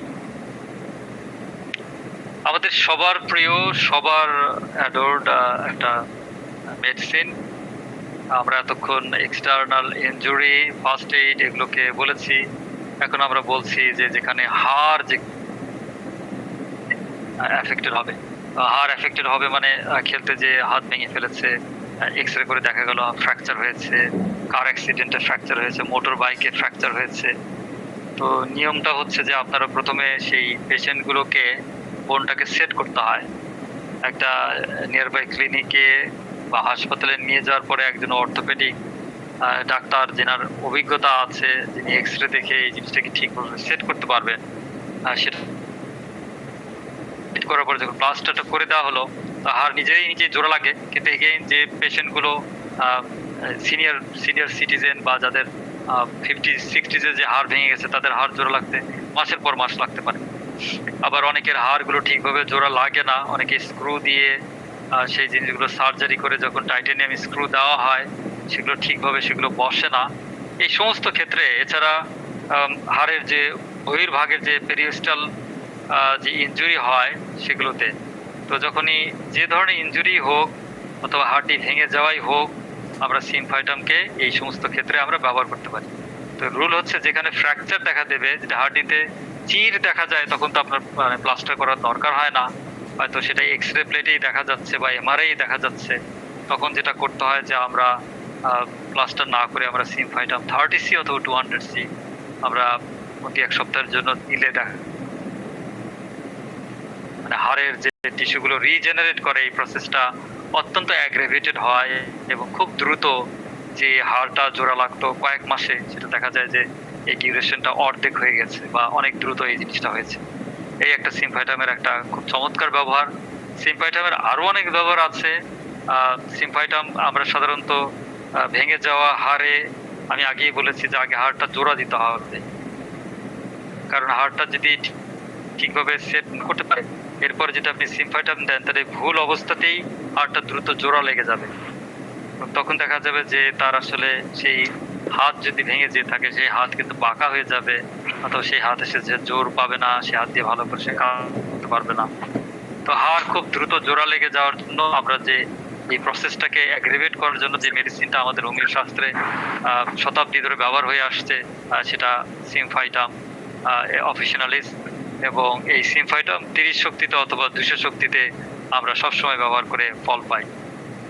সিমফাইটামের আরো কিছু ব্যবহার আছে, সেগুলো আজকে আলোচনার স্কোপ না। এরপরে যদি সময় সুযোগ হয় আপনাদের সাথে অন্য ক্রনিক ডিজিজে আমি সিমফাইটাম নিয়ে আলোচনা করে দেখাবো। এরপরে রেমেডিটা আমি এগেইন এই পিকচার দিয়ে আপনারা যদি পান আপনারা টাইপ করতে পারেন চ্যাট বক্সে। এই রেমেডিটা এগেইন সিমফাইটামের সাথেই কো ফ্যাক্টর আমরা বলি, কো ফ্যাক্টর হিসেবে ব্যবহার করা হয়। অর্থাৎ আপনি হাড় ভেঙে গেছে বা কারোর ওল্ড পপুলেশন যাদের ফ্র্যাকচার হয়ে যায়, যেটাকে আমরা বলি অস্টিওপোরোসিস, যেখানে বোন ডেনসিটি কমতে থাকে 40-এর পর থেকেই হরমোন কমে যাওয়ার সাথে সাথে এস্ট্রোজেন অথবা টেস্টোস্টেরন কমার সাথে সাথে আরেকটা যে জিনিসটা ঘটে সেটা হচ্ছে যে হাড়ের যে ডেনসিটি ঘনত্ব সেটা কমতে থাকে। তো ফলে দেখা যায় এমন একটা যেখানে 70-80 বছর বয়স হয়ে গেছে সেখানে পেশেন্টের কিন্তু সেই হাড়টা একদম একাই মট করে ভেঙে যাওয়ার মতো। আপনারা প্রায়ই শুনবেন যে হিপ জয়েন্ট ফ্র্যাকচার হয়ে গেছে। সেগুলো আর কিছুই না, অস্টিওপোরোসিস ডেভেলপ করেছে। এবং যে হাড়ের যে অবিচ্ছেদ্য যে উপাদান যে ক্যালসিয়াম ফসফেট, সেখান থেকেই যে মেডিসিনটা আমাদের সুসলার টিস্যু সল্ট অথবা আমাদের হোমিওপ্যাথিক ডাইলিউশনে আমরা ক্যালকেরিয়া ফসফরিকা অত্যন্ত ডিপ অ্যাক্টিং রেমেডি।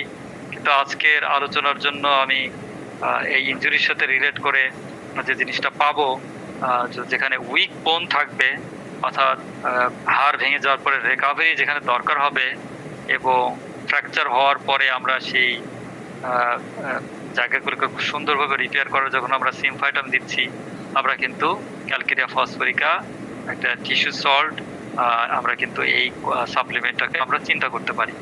সে বিউটিফুল রেমেডি। এমনকি যারা অ্যাডভান্স জেরিয়াট্রিক গ্রুপে যাদের হাড় ক্ষয়ে অথবা হাড় ভঙ্গুর হতে হতে অস্টিওপোরোসিসের গ্রেড 3 চলে আসছে, তাদেরকেও কিন্তু আমরা ক্যালকেরিয়া ফসফরিকা অত্যন্ত কার্যকরী-ভাবে ব্যবহার করা সম্ভব। ক্যালকেরিয়া ফসফরিকা লো পোটেন্সি সাধারণত এই সমস্ত ক্ষেত্রে ব্যবহার করা হয়। আপনি এম পোটেন্সিতেও দিতে পারেন অথবা টিস্যু সল্ট বা আইকোমিক টিস্যু সল্ট হিসেবে দিতে পারেন। It's an excellent choice of remedy. I've used hundreds of times, especially pediatric group, geriatric group, যাদের ক্যালসিয়াম মেটাবলিজমের সমস্যা আছে বা যাদের শরীরে ভালোভাবে ক্যালসিয়াম ফসফেটের ব্যালেন্সটা নাই, সেই সমস্ত কেসে কিন্তু আমরা দেখেছি ক্যালকেরিয়া ফসফরিকা। আপনারা যদি খুব ভালো রেপার্টরি দখল থাকে বা ভালো মডার্ন লিটারেচার, আমাদের রিলায়েবল অথরদের, reliable is very important thing. আপনারা দেখবেন যে অনেক ইম্পর্টেন্ট কেস অ্যাকচুয়ালি অস্টিওপোরোসিসের case calcarea phos tissue salt দিয়ে কিন্তু উঠানো হয়েছে। তো চলুন পরের আমরা মেডিসিনটার সাথে পরিচিত হই। এগেইন আপনারা যদি নাম জানেন আপনারা দেখার সাথে সাথে টাইপ করতে পারেন, এতে করে আপনাদের আগ্রহ তৈরি হবে। Again, this is from plant kingdom. The previous salt I just showed, it is from the mineral kingdom, Calcarea phosphorica, in a very low dilution, not in a potency, because as I said, Calcarea phos is a very deep acting remedy. এটার প্রচুর clinical ব্যবহার আছে chronic অ্যাপ্লিকেশনে। Polycrest remedy, but আজকের আলোচনার জন্য calcarea FOSS is from plant animal mineral kingdom. The previous remedies I have shown, all of them are from plant kingdom. This is the only mineral salt I have shown. তো next পরের যেটা আছে এটা again আমরা plant কিংডমে চলে আসলাম। উদ্ভিদ রাজ্যে আমরা পাচ্ছি কোনিয়াম ম্যাকুলেটাম। আমি লেটেস্ট কোনিয়ামের উপরে বিস্তারিত ক্লাস নিয়েছি কোনিয়াম আমার খুব পরিচিত একটা রেমেডি। কোনিয়াম আমি অনেকবার ব্যবহার করেছি। কোনিয়াম আমি রিসেন্টলি একটা ইনজুরি পেশেন্টকে দিয়েছি, যার ছবিটা আমার কাছে এখানে নেই, আমার পার্সোনাল মোবাইলে আছে। যার পায়ে বহু আগে আঘাত লাগার ফলে ওই জায়গায় একদম সে ব্লোটা লাগার ফলে জায়গাটা একদম শক্ত হয়ে গেছে। চামড়াটা মানে একটা পাম্পটা হয়ে এই জায়গাটা একদম ক্যারেক্টারিস্টিক্স হার্ডনেস, আপনি চাপ দিলে দেখা যাবে যে সেই জায়গাটা কিন্তু অত্যন্ত হার্ড হয়ে আছে এবং এটা খুব ধীরে ধীরে ডেভেলপ হয়। Conium is a shock remedy বা ইনজুরি রেমেডি, সেটা মেন্টাল শক হোক অথবা ফিজিক্যাল ব্লো হোক। One of the guiding symptom হচ্ছে ধীরে ধীরে ধীরে ধীরে। কোনিয়াম কখনো একদিনে কোনো প্রবলেম নেই, অর্থাৎ কালকে আঘাত পেয়েছে আজকে আপনাকে তাকে কোনিয়াম দিবেন এরকম পেশেন্ট কিন্তু হবে না। 1 বছরের পুরনো, 2 বছর, 10 বছর, 5 বছর পুরনো ইনজুরি অথবা মেন্টাল ইনজুরি, তখনই কিন্তু আমরা এই ইনডিউরেশন গুলো পাই। Induration is the guiding symptom of application of conium.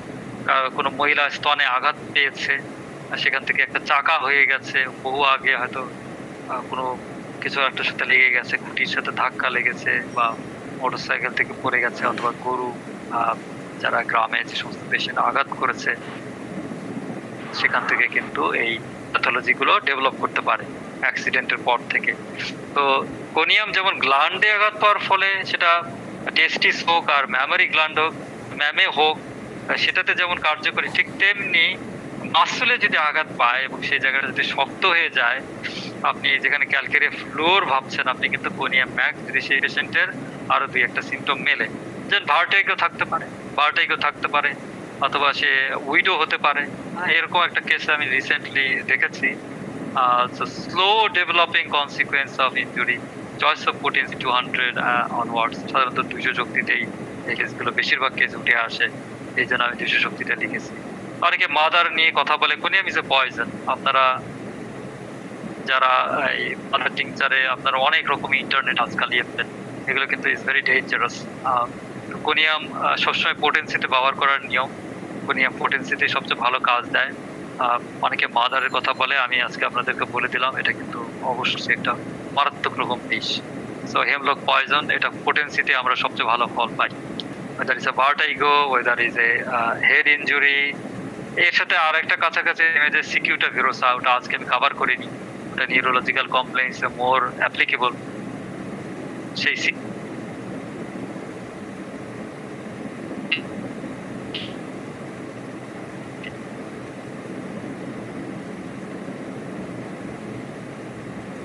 very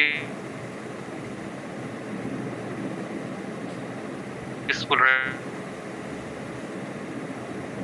remedy.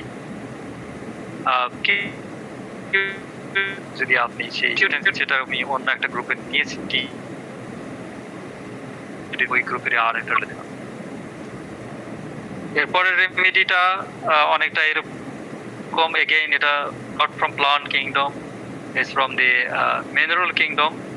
আমরা বলতে পারি এটা মিনারেল কিংডম বলতে পারি। তো যারা এটা চিনতে পারছেন তারা এগেইন চ্যাট বক্সে আপনারা দিতে পারেন। তো আমি মেডিসিনটাতে সরাসরি চলে যাচ্ছি। কার্বো অ্যানিমেলিস কিছুটা কোনিয়ামের মতো সিমিলার।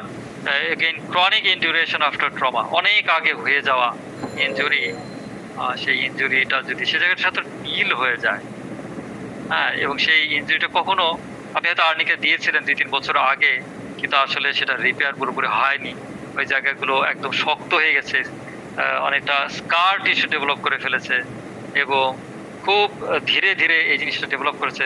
পেশেন্টের অনেক উইকনেস আছে, অথবা গ্ল্যান্ড ইনজুরিতেও কিন্তু আমরা কার্বো অ্যানিমেলিস ব্যবহার করতে পারি। তো সাধারণত কার্বো অ্যানিমেলিসটা কম ব্যবহার হয়।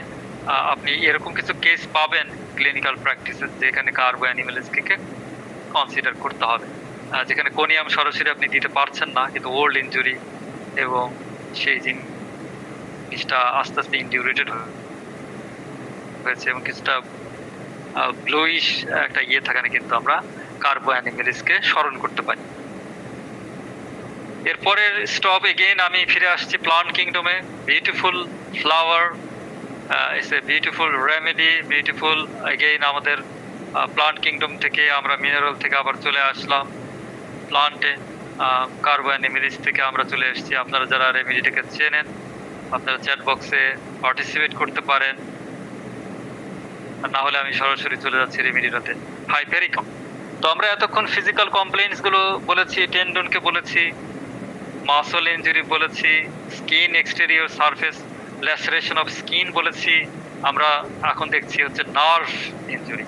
আমরা এতক্ষণ বলে এসেছি muscle, exterior skin, connective tissues, ligaments, old injury, induration, cut, pure cut, millefolium, আমরা ইচেনেশিয়া ইনফেকশন নিয়ে আলোচনা করেছি, আর্নিকা নিয়ে আলোচনা করেছি। আমরা এখন আলোচনা করছি হাইপেরিকাম, যেখানে নার্ভ ইনজুর্ড হয়েছে, নার্ভ। তাহলে কেউ কারোর আঙুলটা দরজায় চাপ লেগে একদম এই nerve rich tip of the finger এটা ক্রাশ হয়ে গেছে আর কি, অথবা হাতুড়ি দিয়ে পেরেক ঠুকতে যেয়ে দেখা গেল যে এই পুরো বৃত্তাঙ্গুলিটা একদম শেষ হয়ে গেছে, অসম্ভব এক্সক্রুশিয়েটিং পেইন। অথবা কারোর যে টেইল বোন কক্সিক্স যেটা, সেটা পরে যে ব্যথা পেয়েছে, ওগুলো যেগুলো নার্ভ রিচ হয়, কনসেন্ট্রেটেড নার্ভ থাকে, sharp shooting or radiating nerve pain, sharp shooting or radiating nerve pain, অথবা যেখানে একটা কিছু খুব শার্প কিছু একটাতে ঢুকে গেছে কিন্তু সেখানে আপনার নার্ভ আঘাত পেয়েছে। যেমন একটু আগে আমি সি সেকশনে আমরা বলেছি যে লেডাম কনসিডার করা যায়, যাদেরকে বারবার আপনার স্পাইনে অ্যানেস্থেসিয়া করা হচ্ছে সুই ঢুকিয়ে, সেক্ষেত্রে কিন্তু আমরা অনেক পেশেন্ট পাই যাদের ওয়েল ইন্ডিকেটেড রেমেডি কাজ করে না, হাইপেরিকাম আমরা দিয়ে নিই। এই আইডিয়াটা হচ্ছে মরহুম ডক্টর জহুরুল ইসলাম সাহেব, উনি 90s-এর দিকে 80s-এর দিকে, উনি 90s উনি মানে এক্সপায়ার করেছেন 2000 সালের পরে। ওনার একটা রাইটিংয়ে আপনারা যারা অনুসন্ধিৎসু আপনারা পড়তে পারেন, উনি হাইপেরিকামকে যে ক্ষেত্রে নার্ভ ইনজুরি হোক, নার্ভ সেন্টার ড্যামেজ, উনি প্রথমেই হাইপেরিকাম উচ্চ শক্তি দিয়ে নিতেন 1 ml সিঙ্গেল ডোজ, দেন উনি লোকাল ডিজিজের চিকিৎসা করতেন। তো tailbone injury, sharp shooting pain, you have pinched your thumb or tip of the finger, coccyx অথবা যেখানে নার্ভ ইনজুরি যাদেরকে অ্যানেস্থেসিয়া দেওয়া হয়, লাম্বার পাংচার করে, তাদের কিন্তু আপনার এই হাইপেরিকাম প্রয়োজন হতে পারে। অথবা মাথায় নার্ভ সেন্টারে খুব শার্প আঘাত লেগেছে, খুব জোরে ব্লো হয়েছে, আপনি ইন্ডিকেটেড রেমেডি দিয়েছেন, কোনো কাজ হয়নি, এখানে ন্যাট্রাম সালফের কোনো সিমটম নাই, সিকিউটার নাই, আপনি কিন্তু ওই কেসগুলো ক্লিয়ার করার জন্য হাইপেরিকাম। আপনারা যারা অনুসন্ধিৎসু তারা ডক্টর জহুরুল ইসলাম সাহেবের ওই কেসটা আপনারা দেখে নেবেন। আমার কাছে এটা কালেকশনে নাই, মোর দ্যান 35 years ago ওনার একটা বই ছিল, আমি ওনার একটা কেস দেখেছিলাম আমার যতটুকু মনে পড়ে। তো এটা অত্যন্ত গুরুত্বপূর্ণ একটা রেমেডি হাইপেরিকাম। যারা এই যে লাম্বার অ্যানেস্থেসিয়া যাদের হয় পাংচার করে, তাদের ক্ষেত্রে হাইপেরিকাম ব্যবহার করা যেতে পারে। সিঙ্গেল পোটেন্সি 1টা বা 2টা ডোজ দিয়ে নিয়ে তারপরে ওয়েট করে আপনি ইন্ডিকেটেড রেমেডি দিয়ে আপনি ফল পাবেন। অথবা যেখানে শার্প শুটিং আর রেডিয়েটিং নার্ভ পেইন হচ্ছে, সেখানে আপনি টেইল বোন ইনজুরি থেকে অথবা ক্রাশ থেকে সেখানে কিন্তু হাইপেরিকামকে আমরা কনসিডার করি।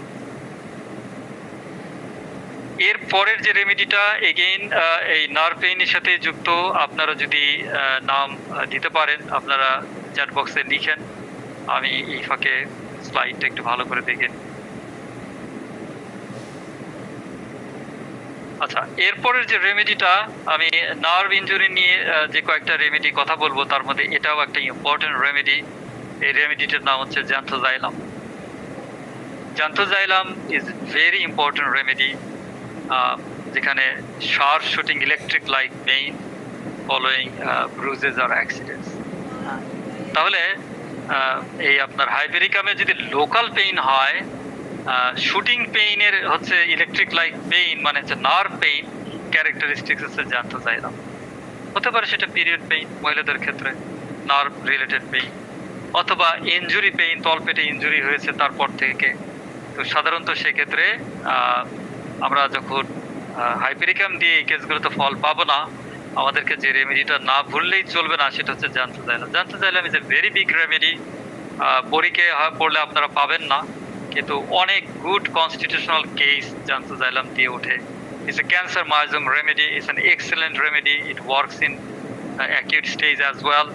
তো হাইপেরিকাম যেমন আমি এর আগে পোটেন্সিটা দেখিয়েছি, হাইপেরিকামে 200 C and 1 M, জ্যান্থোজাইলাম একটু হাই পোটেন্সি লাগে, 1M and 10M plus 1M plus যে পোটেন্সি সেগুলি সাধারণত দিতে হয় এই কেসগুলোতে, যেখানে এক্সক্রুশিয়েটিং নার্ভ পেইন ইনভলভ হয়। তো যেখানে নিউরালজিয়া, ট্রমা থেকে নিউরালজিক পেইন হচ্ছে,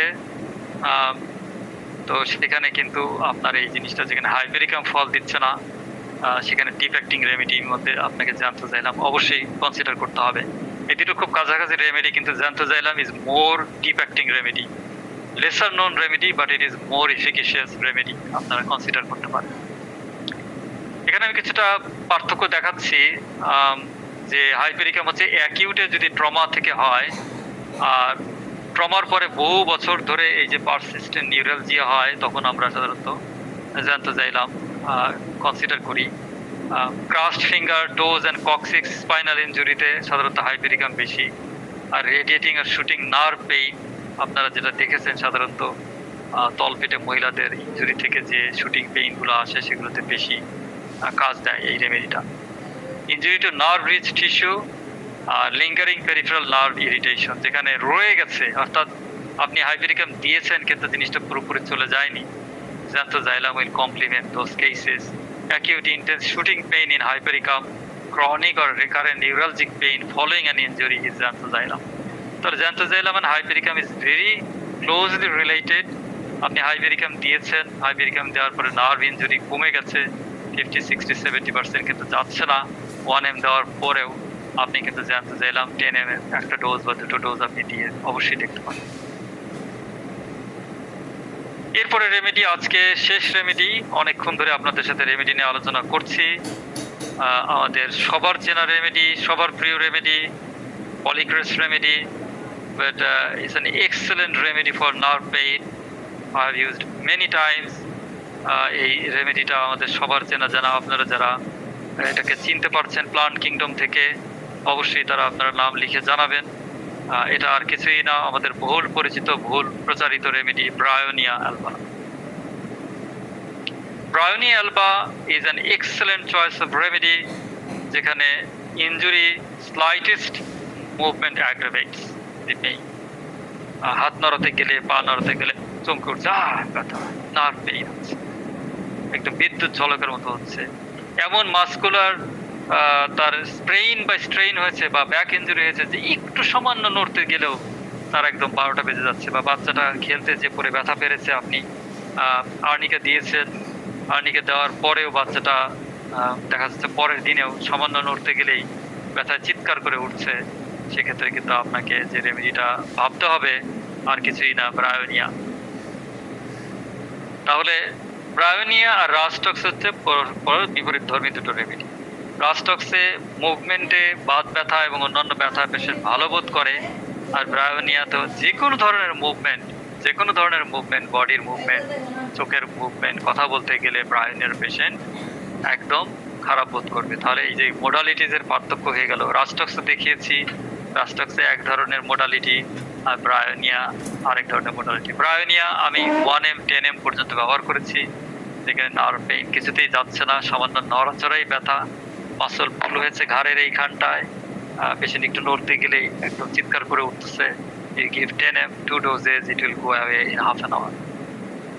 তো আজকে এই পর্যন্তই, সবাইকে ধন্যবাদ। আপনাদের যদি কোনো প্রশ্ন থাকে আপনারা করতে পারেন।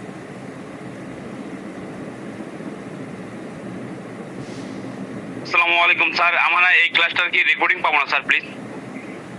একটু অপেক্ষা করুন, ক্লাসটা শেষ করি, অবশ্যই পেয়ে যাবেন। মাশাআল্লাহ, ধন্যবাদ স্যার এত সুন্দর একটি ক্লাস আমাদের উপহার দেওয়ার জন্য। আজকে হ্যানিম্যানের মৃত্যুবার্ষিকী, 183তম মৃত্যুবার্ষিকী। এই 183 বছর ধরে হ্যানিম্যান চলে গেছেন, কিন্তু উনি কি আসলেও চলে গেছেন? না, উনি চলে যাননি। উনি আছেন আমাদের আতিক স্যারের মাঝে, আমাদের মিজানুর রহমান স্যারের মাঝে, আমাদের নাজমুল ইসলাম স্যারের মাঝে। এনারা সবসময় বই নিয়ে বেড়াচ্ছেন, হোমিওপ্যাথিকে এগিয়ে নিয়ে যাচ্ছেন, হোমিওপ্যাথদেরকে। হ্যানিম্যান যাননি, হ্যানিম্যান কখনো যাবেন না। এই হ্যানিম্যানদেরকে আটকানোর জন্য অনেকে অনেক পদক্ষেপ নিয়েছেন, হ্যানিম্যানের কালেও নিয়েছেন, এই কালেও নিচ্ছেন, সামনেও হয়তো নেবেন। কখনো বা কোনো প্রতিবন্ধকতা সৃষ্টি করছেন, নানান রকমের কুচ্ছা রাটাচ্ছেন। তারপরেও আমি বলবো হ্যানিম্যান আছে, হ্যানিম্যান থাকবে, হ্যানিম্যান চলতেই থাকবে। আমাদের সবার মাঝে হ্যানিম্যান আছে। বিশেষ বিশেষ ব্যক্তিরা যারা আছেন তাদের মধ্যে তো আমি বলবো যে হ্যানিম্যানের প্রতিচ্ছবি আমরা দেখতে পারি। তাদের মধ্যে একজন আমাদের যারা শ্রদ্ধেয় আতিকুল আলম স্যার। আতিকুল আলম স্যারকে অশেষ ধন্যবাদ আমাদের শিক্ষা গ্রুপে ক্লাস নেওয়ার জন্য। আমরা আরো চাইবো স্যার যেন খুব শীঘ্রই আরো ক্লাস আমাদের উপহার দেন। আমি জানি স্যার অনেক ব্যস্ততম মানুষ। স্যার সেই শুধু লন্ডন থেকে আমাদেরকে শিক্ষা দেওয়ার জন্য, আমাদেরকে উপকার করার জন্য, আমাদেরকে কিছু শেখানোর জন্য, হোমিওপ্যাথ এবং হোমিওপ্যাথিদেরকে এগিয়ে নেওয়ার জন্য স্যারের যে নিরলস প্রচেষ্টা, আমরা স্যারকে সাধুবাদ জানাই, আন্তরিকভাবে ধন্যবাদ জানাই। এবং স্যারের জন্য আমরা সকলে দোয়া করি আল্লাহ পাক যেন স্যারকে নেক হায়াত দান করুক এবং তার সকল প্রতিবন্ধকতা দূর করে স্যার যেন অনেক দূর এগিয়ে যায়। আমরা সবসময় এই দোয়া করব, আমিন। তবে আজকে ক্লাস সম্পর্কে যদি কারো প্রশ্ন থাকে আপনারা শুধুমাত্র ক্লাস সম্পর্কিত প্রশ্ন করবেন, যেহেতু অনেক সময় হয়ে গেছে, স্যার একটানা অনেকক্ষণ ক্লাস নিয়েছেন। যদি কারো প্রশ্ন থাকে আপনারা প্রশ্ন করতে পারেন, হ্যান্ড রাইজ করবেন, আমি একে একে ডেকে নিব।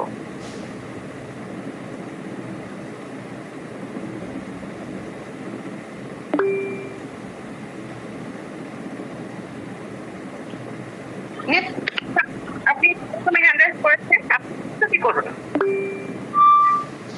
আজকে স্যারকে প্রথমে স্যারের প্রতি কৃতজ্ঞতা, এত সুন্দর ক্লাস উপহার দেওয়ার জন্য।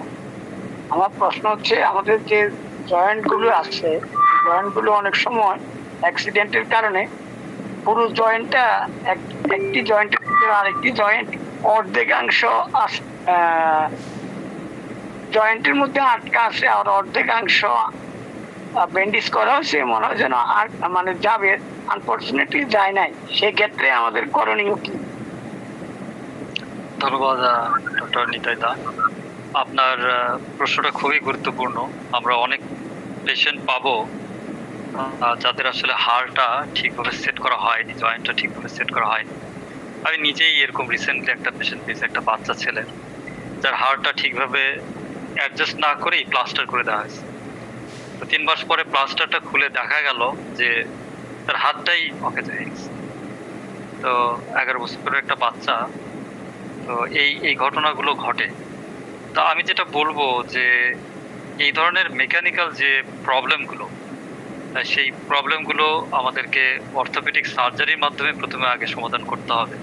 এগুলো সার্জিক্যাল কেস করার পরে আমরা ওই বোনটাকে সেট করার জন্য আমাদের যে ওষুধগুলো পরিচিত, যেটা ইন্ডিকেটেড হবে, যদি ভাঙা হয়, আমি যেটা বলেছি যে সিমফাইটামের মতো ওষুধ আমাদেরকে কনসিডার করতে হবে। যদি সেটা লিগামেন্ট রিলেটেড হয় তাহলে অবশ্যই রুটা আমাদের রয়ে গেল, আর সেটা যদি জয়েন্ট রিলেটেড হয় তাহলে আমরা জয়েন্ট।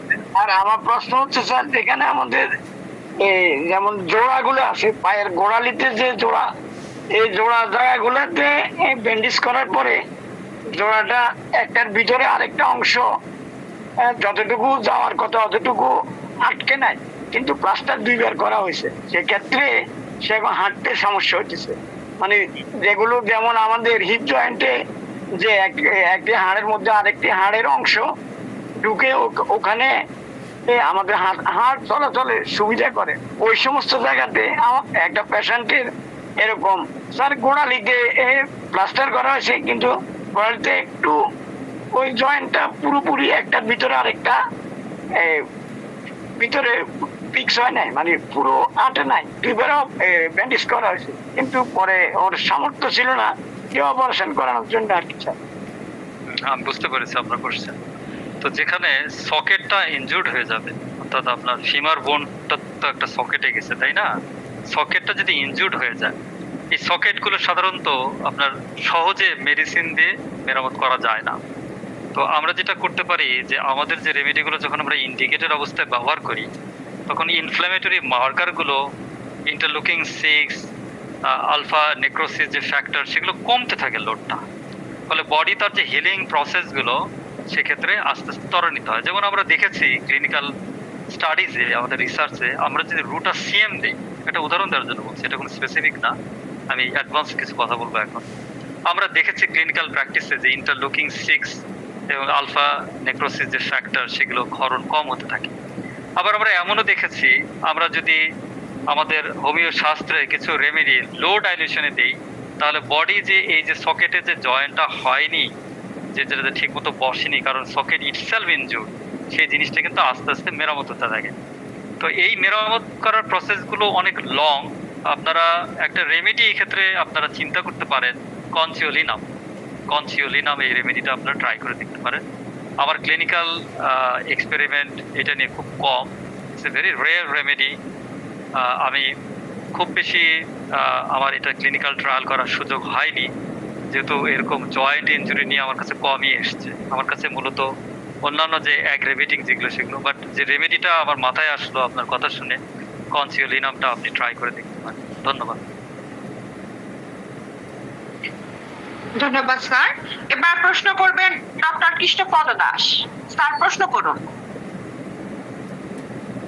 স্যার আসসালামু আলাইকুম, আপনার ওয়ালাইকুম সুন্দর আসসালাম। আলোচনার জন্য অনেক অনেক ধন্যবাদ। স্যার আমার একটা প্রশ্ন ছিল যে আমরা মানে আপনি বিলিস পেরোনিসাম বোঝানোর সময় যেটা বললেন যে ইন্টারনাল ইনজুরির ক্ষেত্রে আমরা এটা ভাবতে পারি। আমার এরকম একটা পেশেন্ট যেটা কিনা 12 বছর আগে ইনজিউর্ড হয়েছিলেন, মারামারি ঠেকাতে গিয়ে নিজেই আছে বুকে আঘাত পাইছিলেন। বুকে আঘাত পাওয়ার পরে সে মারাত্মকভাবে মানে সেন্সলেস হয়ে গেছিলেন এবং সেন্সটা আসলেও বেশ কিছু সময় লাগছিল। এই 12 বছর যাবৎ তিনি একটা ওই ইন্টারনাল পেইন নিয়ে জীবনযাপন করতেছেন, যেটা কিনা অ্যালোপ্যাথি হোমিওপ্যাথি কোনোভাবেই যাচ্ছে না, এবং দেখা যাচ্ছে কি যে তার মধ্যে সাফোকেশন তৈরি হচ্ছে, লিটল এক্সারশনেই তার মধ্যে সাফোকেশন তৈরি হয়। তার এই ক্ষেত্রে আমি তার এই ইন্টারনাল ইনজুরি বিবেচনা করে ডেলিসপেরোনিস 0/2 এবং 0/3 ইউজ করছিলাম। তাই এটা তার মধ্যে স্লাইট উন্নতি দেখা দিচ্ছে, মানে যেটা কিনা আমার কাঙ্ক্ষিত মাত্রায় না। এই ক্ষেত্রে স্যার আমার কি অন্য কোনো চিন্তা করতে পারি নাকি এটা আরো কন্টিনিউ করা লাগবে, এই ব্যাপারে যদি একটু। আমি আজকের আলোচনা যেটা আপনি, ধন্যবাদ, আপনার খুব গুরুত্বপূর্ণ প্রশ্ন। আজকে আলোচনা যেটা আপনি মনোযোগ দিয়ে শুনে থাকেন, আমি বেলিস কিন্তু 1M এর নিচে কখনো দিই না, 10M প্রেফারেবলি। তো আপনি নিজেই বুঝতে পারছেন যে 0/2 আর 10M is not the same potency. তো আপনি হাই পোটেন্সি অবশ্যই দিবেন এবং সেন্টিসিমাল স্কেলে দিতে হবে। আমি আজকে কোনো LM পোটেন্সি কিন্তু সাধারণত দেখাই, আমি LMও ব্যবহার করি। আমার যত ক্লিনিক্যাল এক্সপিরিয়েন্স যে কেসগুলো আজকে যার ভিত্তিতে এই ওষুধগুলো দেখালাম সবই সেন্টিসিমাল স্কেল এবং হাই পোটেন্সি। তো অ্যাকিউট ইনজুরিতে আমি বরাবর বলে আসছি যে আর্নি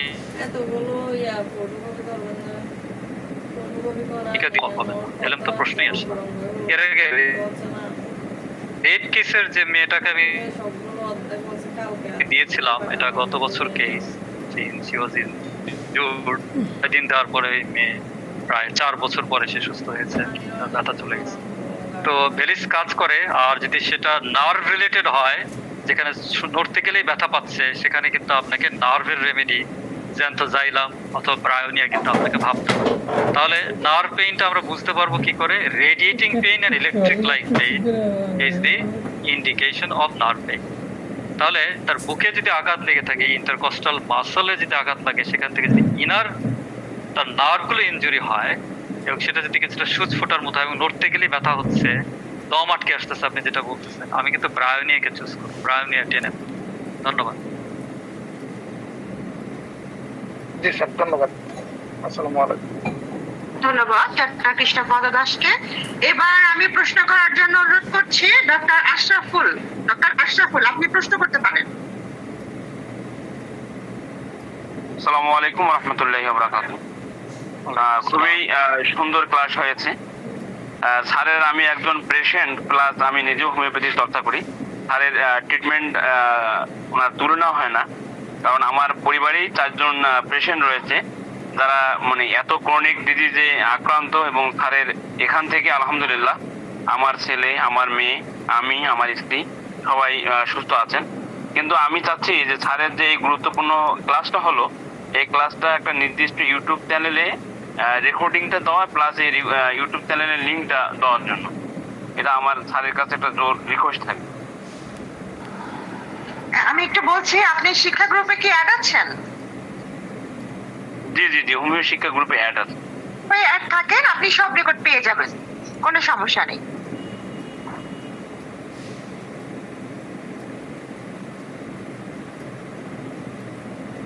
ম্যাডাম, আরো অনেকে হাত উঠিয়ে আছে, কাইন্ডলি সেগুলো কি করেন। ডক্টর শাকি, আপনি প্রশ্ন করুন।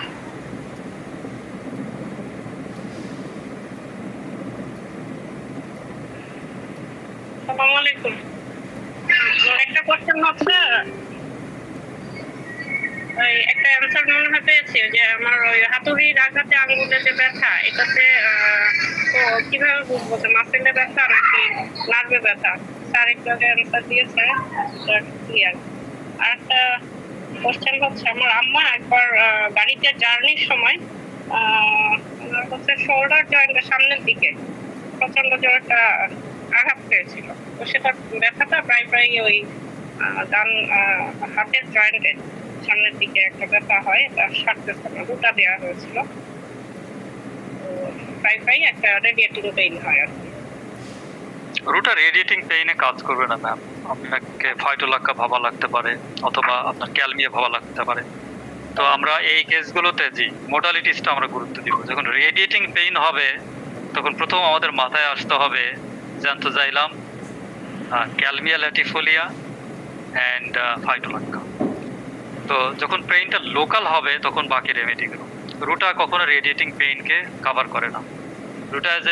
রুটার কাজটা হলো রুটিসিন যে উপাদানটা, রুটিন যেটা, সেটা আমাদের যখন শরীরে ইনজুরি হয় তখন ওই জায়গাগুলোকে ক্ষয় করতে থাকে, অর্থাৎ নেক্রোটিক ফ্যাক্টর যেটা সেটা রিলিজ হয়, রুটা সেটাকে সাপ্রেস করে। বিশেষত রুটা যদি আপনি সিএমএ দেন তখন এটা দেখবেন যে ইমিডিয়েট আমরা যখন হাসপাতালে যখন কেসগুলোকে ম্যানেজ করি, রুটার অনেক ইউজ আছে। আজকে আমি আরেকটা জিনিস বলে দিচ্ছি, তখন আমরা রুটা সিএম দিয়ে কিছু কিছু অ্যাডভান্স কেসে আমরা ম্যানেজ করতে পারি। তো সেখান থেকে রুটার আসল কাজটা বোঝা যায়। তো রুটা লোকাল লিগামেন্টের উপরে কাজ করবে খুব ভালো।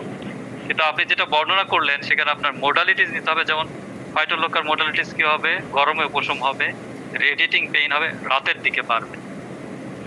আর যদি এটা ডিসেন্ডিং হয়, যে হোল আর এখান থেকে হয়ে পুরো হাতটা অবশ্যই যাচ্ছে, বলতেছে আবার নিচের দিকে হাত পর্যন্ত আসতেছে, and I feel the whole hand is radiating, that is calmia latifolia. Again, calmia 1 mm নিচে দেবেন না।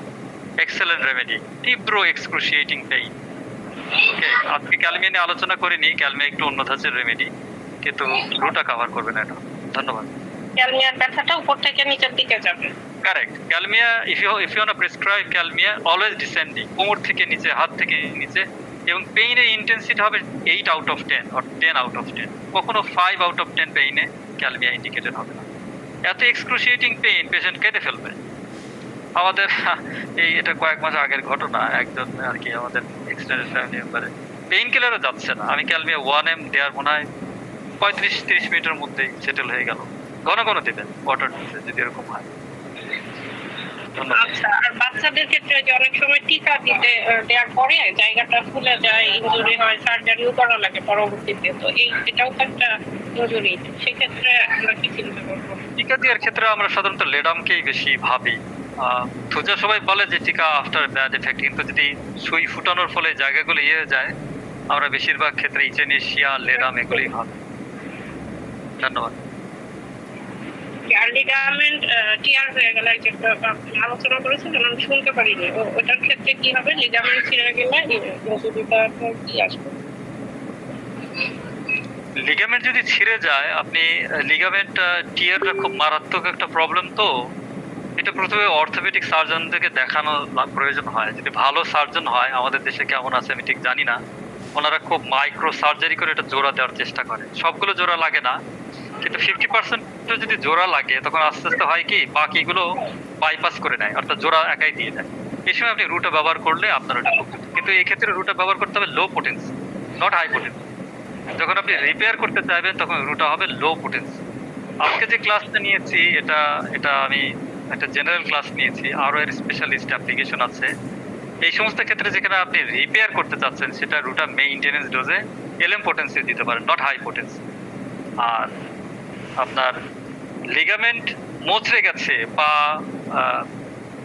সিঁড়ি দিয়ে উঠতে যে পা আমরা যেটা বলি অ্যাঙ্কেল স্প্রেইন যেটা ইংলিশে বলি, সেখানে রুটা হাই পোটেন্সি ব্যবহার করতে হবে। ধন্যবাদ।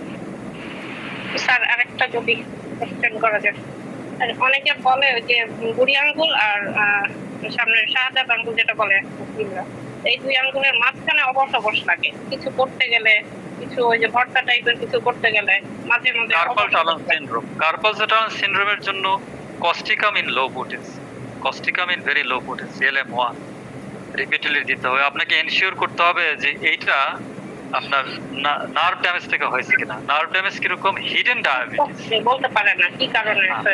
না আপনি হিডেন ডায়াবেটিস থেকে নার্ভ ড্যামেজ হয়ে যাচ্ছে, আপনি বুঝতেছেন যে সেটা। কিন্তু যদি নামনেস হয় এই জয়েন্টে, এই রিজনে, কার্পাল টানেল সিনড্রোমের এটা একটা মানে ইনিশিয়াল রূপ, এটা আস্তে আস্তে পুরো এই জায়গাটা অবশ করে যায়। সেক্ষেত্রে causticum in very low potency, extremely low potency, preferably 6C or LM1 ঘন ঘন দিলে এটা চলে যায়। ধন্যবাদ। Thank you. এবার প্রশ্ন করবে আমাদের পার্শ্ববর্তী দেশ কলকাতা মুর্শিদাবাদ থেকে doctor Banani Chowdhury Mondal ma'am. Ma'am, আপনি প্রশ্ন করতে পারেন। ধন্যবাদ ম্যামকে আমাকে সুযোগ দেওয়ার জন্য। তবে ধৃষ্টতা মার্জনীয়, এটা প্রশ্ন নয়, অবশ্যই জিজ্ঞাসা। যেটা জিজ্ঞাসা করব সেটা একটু বিতর্কিত হলো, তারপরও মানে এটা আমার জানার খুবই ইচ্ছে, এটা আমার জানা নেই। আমরা অ্যাকুইট কেসে স্যার 30 দিয়ে থাকি, আমি পার্সোনালি এটা দিই, বাকিরা কি করে আমি জানি না। তো আজকে জানতে পারলাম আপনার কাছ থেকে একটু হাই পোটেন্সি দিলে এটা ভালো। তো একটু যদি বুঝিয়ে দিতেন মানে কেন এটা আমরা হাই পোটেন্সি দেব। আপনি একটা অ্যাক্সিডেন্ট পেশেন্টকে 1 মাস ধরে মানে ভালো করবেন, এটা তো কোনো চিকিৎসা হলো না। 1 মাসের মধ্যে তো সে নিজেই তার বডি রিপেয়ার করবে, কিন্তু আপনি 12 ঘন্টার মধ্যে তাকে নর্মাল লাইফ ফিরিয়ে দিলেন। ইকবাল জিল্লুর মসজিদ আর যখন ইনজিউর্ড হয়ে রাস্তায় পড়েছিলেন, ওনাকে এমার্জেন্সিতে নেওয়া হয়েছিল, আমি 12 ঘন্টার মধ্যে 8 ঘন্টার মধ্যে ওনাকে বের করে নিয়ে আসছি। উনি পরের দিনই চেম্বার আবার জয়েন করছে। তো অ্যাকিউটে হাই পোটেন্সির ব্যাখ্যাটা এটাই, অন্য কোনো ব্যাখ্যা নেই। আপনি 30 দিতে পারেন, 1 মাস লাগবে। স্যার তাহলে দ্রুত রেজাল্ট হবে, তাই তো? অবশ্যই হ্যাঁ। আপনার অ্যাকিউট এমার্জেন্সিতে তখন পোটেন্সি ডোজ এন্ড পোটেন্সি ক্লাসে আমি যে ম্যাচ করালাম না, যে আপনার ডিমান্ডটা কি এখন, এটা ব্যাপারটা অনেকটা এরকম। কারো 103 জ্বর হয়েছে, আপনি বেলেডোনা 6 দিচ্ছেন, কাজ হবে ভেরি স্লো। কিন্তু আপনার বাচ্চা তো টিকবে না, সে পেশেন্ট তো মানবে না, কারণ 3 দিন পরে জ্বর এমনি বন্ধ হয়ে যেত। সেটা আপনার কাছে এসছে যেন 6 ঘন্টার মধ্যে তার একটা, বা 3 ঘন্টার মধ্যে, বা 2 ঘন্টার মধ্যে উপশম হয়। আপনি ওই বেলেডোনায় 1M দেবেন, দেখবেন যে 2 ঘন্টার মধ্যে জ্বর সেটেল হয়ে যাচ্ছে, যদি ইন্ডিকেটেড হয় রেমেডি। অফ কোর্স ইন্ডিকেটেড না হলে সেগুলো তো কাজ দেবে না। ঠিক তেমনি অ্যাকিউটেও তাই, অর্থাৎ ভাইটাল ফোর্সের ইনজুরিটা যত তীব্র তত আপনার পোটেন্সি হাই। এটা আমাদের নাগপুর গ্রুপের, এটা আমাদের আমরা ট্রেইনড, ওখান থেকে আমরা কখনো লো পোটেন্সি ব্যবহার করি না। তার মানে এই না যে কথায় কথায় সিএম দিচ্ছি, তা না। Based on my hundreds of cases, আমি অ্যাকিউট ইনজুরি বছরে না হলেও 15-20টা ম্যানেজ করি, খুব সিভিয়ার ইনজুরি। তো দিতে দিতে প্রথম দিকে অল্প পোটেন্সি দিয়ে দেখা যাচ্ছে যে আশাবত কাজ হচ্ছে না, হিট অ্যান্ড মিস, ডাউটফুল, তখন হাই পোটেন্সির এক্সপেরিমেন্ট করেছি আর কি। তারপরে থেকে আমি আর 2015 বা 12 সালের পর থেকে আমি আর লো পোটেন্সি দেই, কখনো দরকার হয়। ধন্যবাদ। হ্যাঁ ধন্যবাদ স্যার, আমার এটা জানার ভীষণ জরুরি ছিল। মাফ করবেন, হ্যাঁ। আমি একটু শেয়ার করি এখানে যে হ্যাঁ। আমিও কিন্তু এই 30 ওগুলো ব্যবহার করতাম। কিন্তু যে আমি যে অ্যাক্সিডেন্ট করলাম, আমার অফিসে যখন আমাকে ড্রেসিং করলো, তারপরে ইমার্জেন্সি নিয়ে গেল, দেন আফটার আমার অফিসে সবাই বলল কালকে সকাল থেকে কিন্তু আপনি আর উঠতে পারবেন না, মারাত্মক ব্যথা নিয়ে। আমার অফিসে সব ডাক্তার, তো সব doctor, nurse, medical assistant, paramedic, সব বেশিরভাগ। তো তারা বলতেছে আপনি আর কালকে সকালে উঠতে পারবেন না, এবং আমার রুমে এসে সবাই বলতেছে আপনি এখনই চলে যান, কে বিশ্রাম করেন। কিন্তু আমি তো ততক্ষণে আর্নিকা খেয়ে ফেলছি, স্যারকে ফোন দিয়েছি, পরেই স্যারকে ফোন দিয়েছি উঠেই। তারপরে পরের দিন সকালে আমি তো না, ইভেন এই রাত্রেই 10টার সময় একজন বলছে আমি সাতক্ষীরায় আমার ক্যান্সার রোগের ওষুধ পাঠাবো, আপনি কোথায়? আমি তো রুম থেকে চলে আসছি। আমার কয়েক বলে কি করে, তুমি কোথায় যান? চেম্বারে যাচ্ছি। এই যে আমার নিজের জীবনের প্রথম অভিজ্ঞতা, আমি 7টা ডোজ খেয়েছি, সকাল 12:30 থেকে রাত্রে 12টা পর্যন্ত 7টা ডোজ খেয়েছি। উনি আমার আধা ঘন্টা পর পর, এবং আমি 1M পরের দিন দেখেন আমি।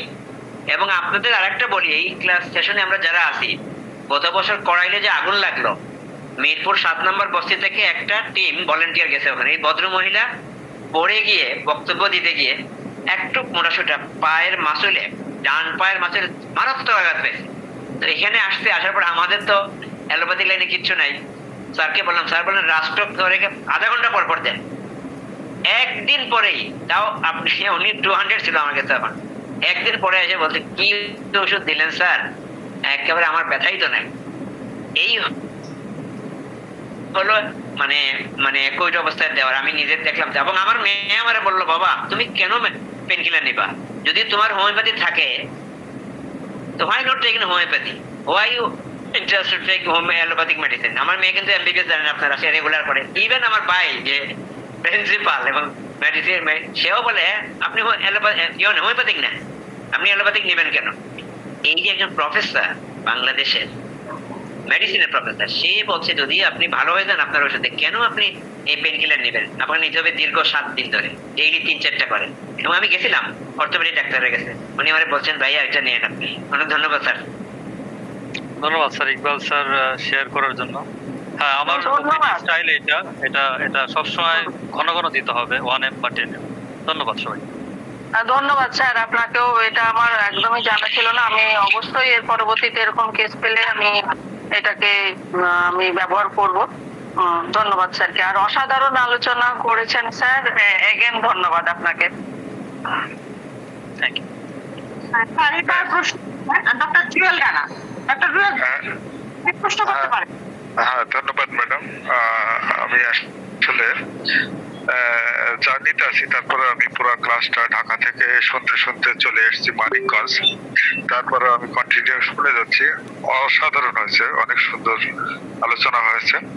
তো স্যারের কাছে আমার একটা জিজ্ঞাসা, সেটা হচ্ছে একটা পেশেন্ট, সে আমারই মানে বাল্য বন্ধু, রিসেন্টলি সে 2তলা ছাদের পাশ থেকে কোনো কারণে কোনো গাছের ডাল কাটতে গিয়ে সে ওখান থেকে ছাদের থেকে পড়ে যায়। প্রথমে পড়ে সে গাছের ভিতরে, ডালের ভিতর দিয়ে পড়ার কারণে গতি কিছুটা রোধ হয়। পরবর্তীতে সে পড়ে হচ্ছে নিচে একটা প্রাচীর ছিল, প্রাচীরের উপর তার বুকটা গিয়ে পড়ে। পরবর্তীতে এক্সরে করে দেখা যায় তার লাংতে ব্লাড বা মানে ইনজুরি হয়েছে, ইন্টারনাল ইনজুরি। এক্সটার্নাল ইনজুরি হয়েছে, পাশাপাশি ইন্টারনালি তার লাংটা ইনজুরি হয়েছে, যার ফলে সেখানে ব্লাড বা অন্যান্য কিছু উপাদান জমছে স্যার। তো এই ক্ষেত্রে আমরা হোমিওপ্যাথিতে যদি এই ধরনের প্রবলেম কখনো আমাদের সামনে আসে, সেই ক্ষেত্রে আমাদের করণীয়টা কি? আমরা আর্নিকাকে ওপেন করব। ধন্যবাদ আপনার প্রশ্নের জন্য, আপনি এত কষ্ট করে শুনেছেন। আমরা এটা আর্নিকা দিয়ে ওপেন করব, কারণ আর্নিকা ব্লাডটাকে শুষে নেয়। অর্থাৎ যে জায়গাগুলো ভেতরের অর্গান, তো সার্জারি ছাড়া আপনি এটা পরিষ্কার করতে পারবেন না। আমরা যখন উচ্চ পোটেন্সিতে দেব আর্নিকা, তো বাইরের এটা তো মেরামত করবেই, পাশাপাশি যে ভেতরে যে ব্লাডগুলো ক্লট হয়ে গেছে, সেটা ফুসফুসে হোক বা কোনো ইন্টারনাল অর্গান হোক, লাইক বথ্রপস, ইট ডাজ দি আপনার এই যে ব্লাডটাকে কেটে ফেলে আর কি। তো যখনই আপনার আর্নিকা দেবো, আবার স্ফিয়ার বা অ্যাকশন থেকে জানি হাই পোটেন্সি দিতে হবে অফকোর্স। 1M দিনে 3 বার করে কয়েকদিন দিয়ে দেখবেন যে কি হচ্ছে। তারপরে কয়েক মাস পরে আপনি যে মাসখানেক পরে আপনি আবার যদি এক্সরে করেন, আপনি দেখবেন যে ব্লাড ক্লট আর এটা আর্নিকারই কেস। ধন্যবাদ। ধন্যবাদ স্যার। এবার প্রশ্ন করবেন ডক্টর সুদীপ্ত সাহা। সুদীপ্ত সাহা স্যার, আপনি প্রশ্ন করতে পারেন।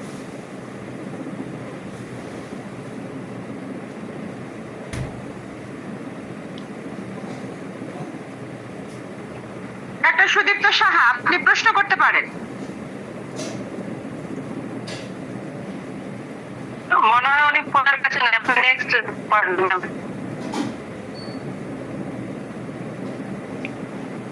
এবার প্রশ্ন ডক্টর মাসুরা খাতুন। মাসুরা খাতুন, আপনি প্রশ্ন করতে পারেন।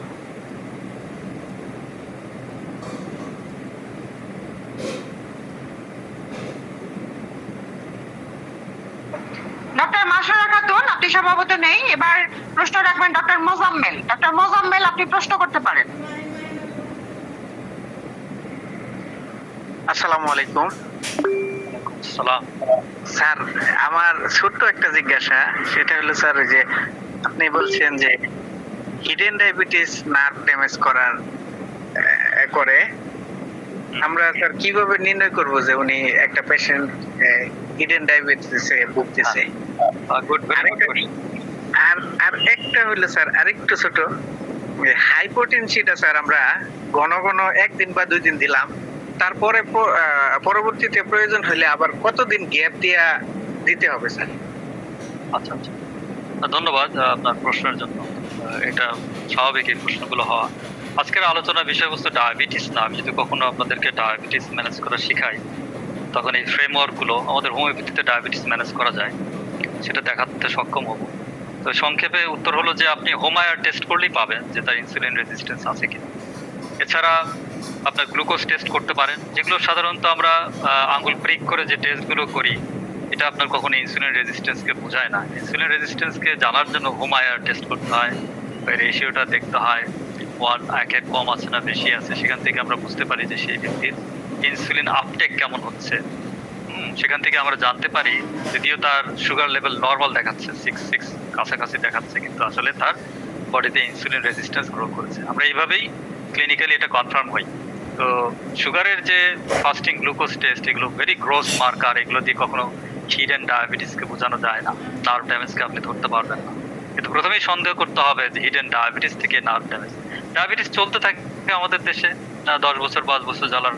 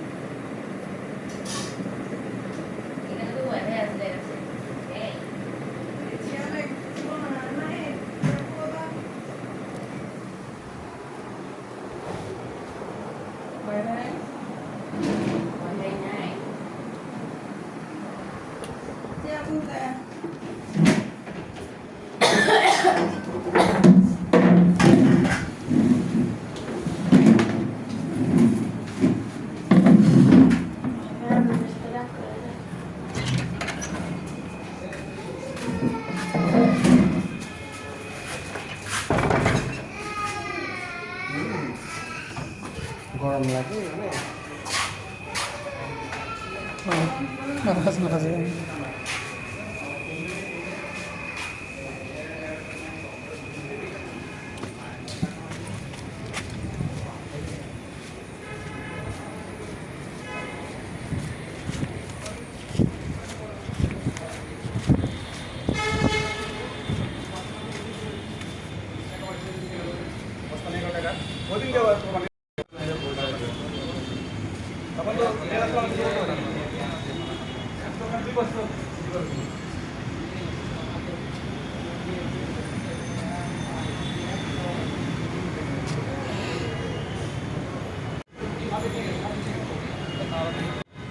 প্রায়ণীয় ভাব, অথবা সে বলতেছে যে না সকালবেলা আমি ওঠার পরে এই জায়গাটা বেড়ে যায় এবং একটু শেক দিলে ভালো বোধ করি। আপনি বেশ, তো আপনি রাস্টক ভাবলেন, লো পোটেন্সিতে দিয়ে তখন এটা মেইনটেইন করতে হয়। কিন্তু যদি আপনি ডায়াবেটিসটা দূর করতে না পারেন একই সাথে চিকিৎসায়, আপনি শুধুমাত্র এই ডায়াবেটিক যে এই যে শোল্ডার কাপগুলো যে জোড়া লেগে যাচ্ছে, যে নিউরোলজিক্যাল যে ডায়াবেটিসের কমন সিমটম, এগুলো 10 বছর 8 বছর ডায়াবেটিক ওষুধ খাওয়ার পরে একজন এসে আপনার কাছে বলতেছে আমার ইম্পর্টেন্সি দেখা দিয়েছে, আপনি খোঁজে নিলেন না সেটা ডায়াবেটিস থেকে হচ্ছে, তো তার তো এটা ডায়াবেটিস থেকে ফোকাস করা যায় না, যেটা 10 বছরে ডেভেলপ করেছে সেটা সাধারণত দীর্ঘ সময়। তো আমরা এরকম কেসে আমি যেটা করি সেটাই বললাম, আমি কনস্টিটিউশন দিয়ে দেখি যে লোকাল কোনো তার প্যালিয়েটিভ কিছু দরকার হয় কিনা।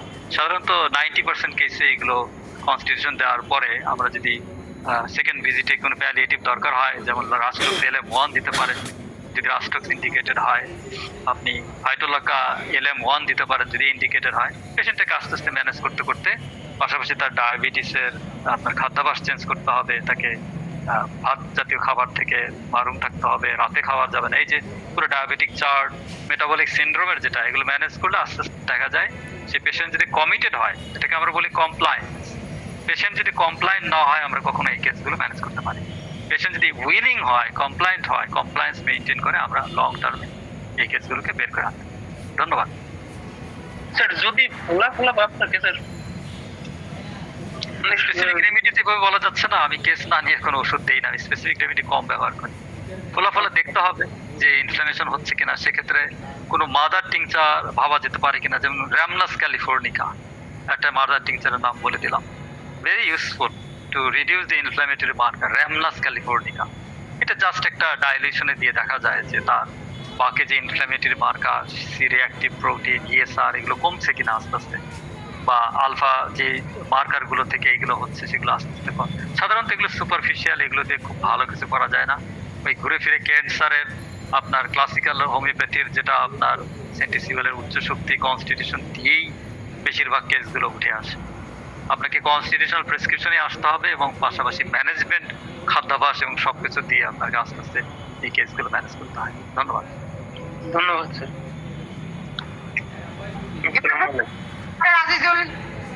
আজিজুল প্রশ্ন করুন।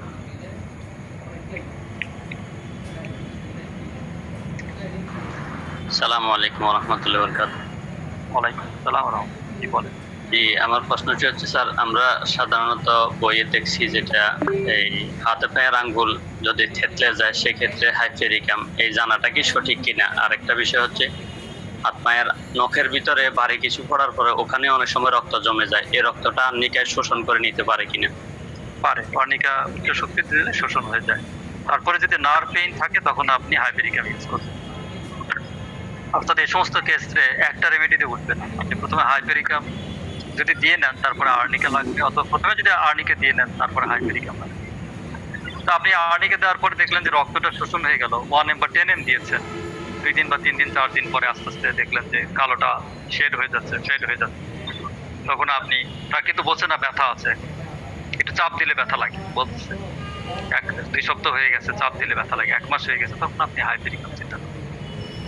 দুটো মেডিসিনে লাগে, এই সমস্ত ক্ষেত্রে একটা দিয়ে উঠানো যায় না। ধন্যবাদ।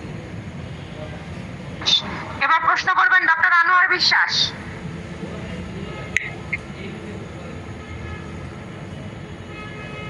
ডক্টর আনোয়ার বিশ্বাস প্রশ্ন করুন, আমরা ক্লাস করে দেব। আসসালামু আলাইকুম, সবাইকে অনেক অনেক শুভেচ্ছা ও ধন্যবাদ জানাচ্ছি। আজকে বিশেষ করে আমি প্রথম আতিকুল আলম স্যারের, আমি স্যারের কথা ইকবাল জিলুল মজিদ স্যারের কাছে অনেকবার শুনেছি, আর ইকবাল স্যারই আমাকে লিঙ্কটা পাঠিয়েছেন, আমিও প্রায় 10 জনকে লিঙ্কটা শেয়ার করেছি। তো যেটা আমার জানার প্রশ্ন না, জানার জন্য আতিকুল স্যার, আপনি যেহেতু দেশের বাইরে অনেক বছর প্র্যাকটিস করছেন, তো পেইন ম্যানেজমেন্টের লেকচারটা এক্সিলেন্ট একটা লেকচার, এবং আমরা জানি প্র্যাকটিক্যালি সবার চেম্বারে অনেক পেন আমরা ভালো করি। তো ন্যাশনালি তো আমাদের তেমন কোনো ক্লিনিক নাই পেন ম্যানেজমেন্ট বা পেন কিলার এরকম কোনো ক্লিনিক। দেশের বাইরে কোথাও কি এরকম স্পোর্টস মেডিসিন ক্লিনিক বা এরকম কোনো পেন ম্যানেজমেন্ট ক্লিনিক আছে কিনা হোমিওপ্যাথিতে, এটাই জানার ছিল।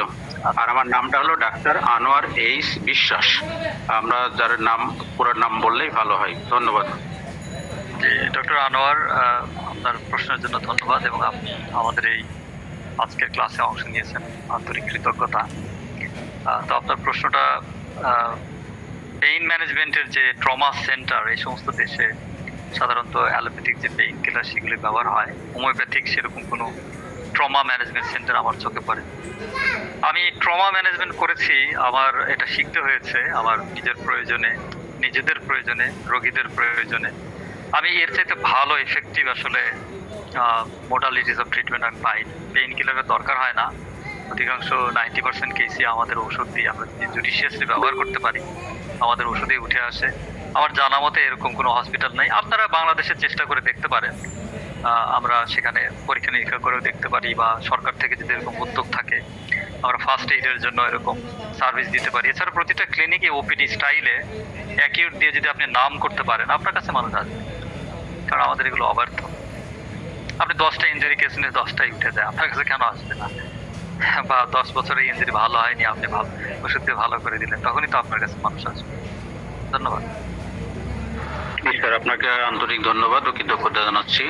আবার হয়তো ভবিষ্যতে কথা হবে ইনশাআল্লাহ। আসসালামু আলাইকুম ওয়া রাহমাতুল্লাহ। আপনারা কাইন্ডলি আর কেউ প্রশ্ন করবেন না, অনেক রাত হয়েছে, আর অনেকক্ষণ থেকে ক্লাস নিচ্ছেন এবং প্রশ্ন উত্তর চালিয়ে যাচ্ছেন। স্যার, আরো 2জন হ্যান্ড রেজ করেছেন, আমরা কি প্রশ্নটি নিব? নেন, আবার শেষ করে দিই, আজকে ইম্পর্টেন্ট ক্লাস তো, হানিম্যান স্যারের জন্মদিন উপলক্ষে। ডক্টর সুজন সরকার, আপনি প্রশ্নটি করুন। ধন্যবাদ। স্যারের কাছে আমার একটা প্রশ্ন, যে ছোট বাচ্চা 1.5 বছরের ওই যে বিছানার থেকে পড়ে যায় আর কি, হ্যাঁ, বিছানার থেকে বারবার পড়ে ওই কপালে ইনজুরি হয়েছে এবং পানিকা খাওয়াতে ওই ব্যথাটা অনেকটা কমেছে, কিন্তু ওই উঁচা হয়ে আছে, হ্যাঁ, অনেকদিন ধরে, প্রায় 2 মাস ধরে উঁচা হয়ে আছে।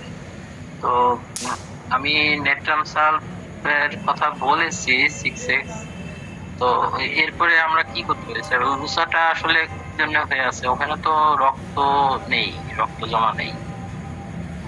এরপরে তাহলে ম্যানেজমেন্ট কি দিতে বলছে? হ্যাঁ, ওই জায়গাটা কি শক্ত হয়ে গেছে এরকম কিছু? শক্ত স্যার, শক্ত। ক্যালকেরিয়া ফ্লোর ভাবতে পারেন, ক্যালকেরিয়া ফ্লোর। হ্যাঁ, এটা কি স্যার উচ্চ শক্তিতে দেওয়া হবে? ক্যালকেরিয়া ফ্লোর বায়োকেমিক টিস্যু সল্টেও কাজ করে, পটেন্সিতেও কাজ করে। আপনি বায়োকেমিক টিস্যু সল্টে দেন, বাচ্চা তো উঠে যাবে। ঘন ঘন দিয়ে, দিনে 3 বার করে 1 সপ্তাহ দিয়ে দেখেন, চলে যাবে। আচ্ছা, থ্যাংক ইউ, ধন্যবাদ। আচ্ছা, এবার লাস্ট প্রশ্ন, doctor lovely Khatun. Doctor lovely Khatun, আপনি প্রশ্ন করুন।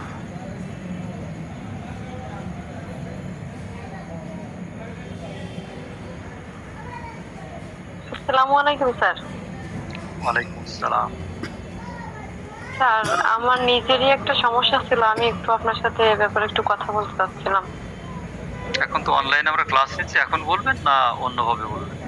স্যার, এই বিষয়ে আর কি, যে বিষয়ে আজকে আলোচনা হচ্ছিল, এই বিষয়ে সমস্যা। যে প্রশ্নটা করে ফেলেন, যদি পাবলিক ডোমেইনে করা যায় করে।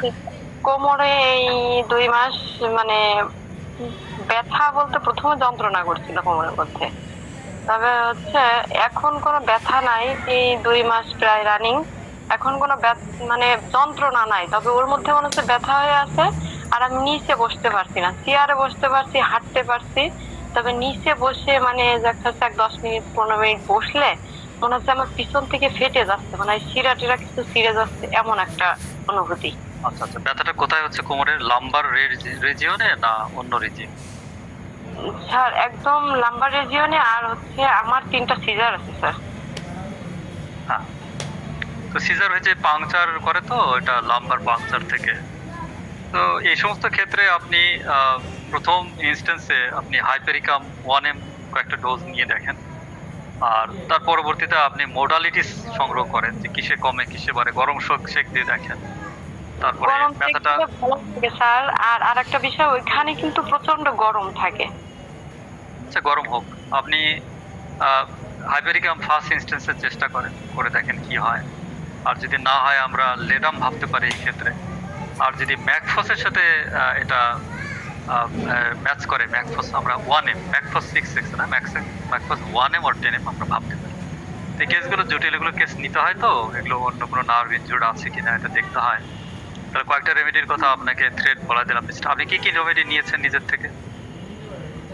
স্যার, আমি ফার্স্ট ওর মধ্যে মানে কেমন কামড়ানি ব্যথা হচ্ছিল, আর রাত্রে যখন শুচ্ছিলাম তখন ব্যথাটা বেশি কষ্ট পাচ্ছিলাম, আমি অস্থির মতো লাগছিল, সে কারণে আমি ফার্স্ট রাস্ট্রক্স খাইছিলাম স্যার। রেজাল্ট কেমন? রাস্ট্রক্স খাওয়ার পরে কামড়ানি ব্যথাটা চলে গেছিল, তবে আমি মানে ফুলফিল এটা পাই নাই, কষ্ট ছিল আমার ভিতরে, শুধু কামড়ানি ব্যথাটা গেছিল আমার ভিতর থেকে। জি, তারপর আমি জি রাস্টক্সের কত শক্তি দিয়েছেন? স্যার, ওইটা আমি 200 খাইছিলাম। 1M নিয়ে দেখতে পারেন, যদি রাস্টক্সে ভালো ফল পান। ম্যাকফস ভাবতে পারেন। আর যদি নার্ভ ইনজুরিকে সন্দেহ করেন তাহলে আমি বলে দিলাম হাইপেরিকাম আর লেটাম আপনি কনসিডার করতে হবে। একটু মোডালিটিস সংগ্রহ করতে হয়, তো শুধু র্যান্ডমলি তো আর ওষুধ বলা যায় না, ফিক্সড মেডিসিন হোমিওপ্যাথিতে হয় না, সবসময় মোডালিটিস তার ভিত্তিতে হয়। কিন্তু এই কয়েকটা রেমেডির মধ্যেই ম্যাকফস যদি দেন 1M or 10M। ঠিক আছে, লিডাম আর হাইপেরিকাম এই দুইটাই কি 1M থেকে শুরু করতে হবে? সিঙ্গেল ডোজ নিয়ে দেখেন প্রথমে। যদি হাইপেরিকাম ট্রাই করতে চান 1M এর সিঙ্গেল ডোজ নিয়ে আপনি জানান যে আপনার এটা কেমন বোধ করছে। ধন্যবাদ। একজন মেসেজ দিয়েছেন, ম্যাম আমি কি মেসেজটা পড়তে পারি? ওকে ওকে। আচ্ছা হ্যাঁ, র্যামনাস ক্যালিফোর্নিয়া কি, হ্যাঁ এটা ওয়ালি বলেছে, দ্যাট ইজ কারেক্ট। র্যামনাস ক্যালিফোর্নিকা কিউ।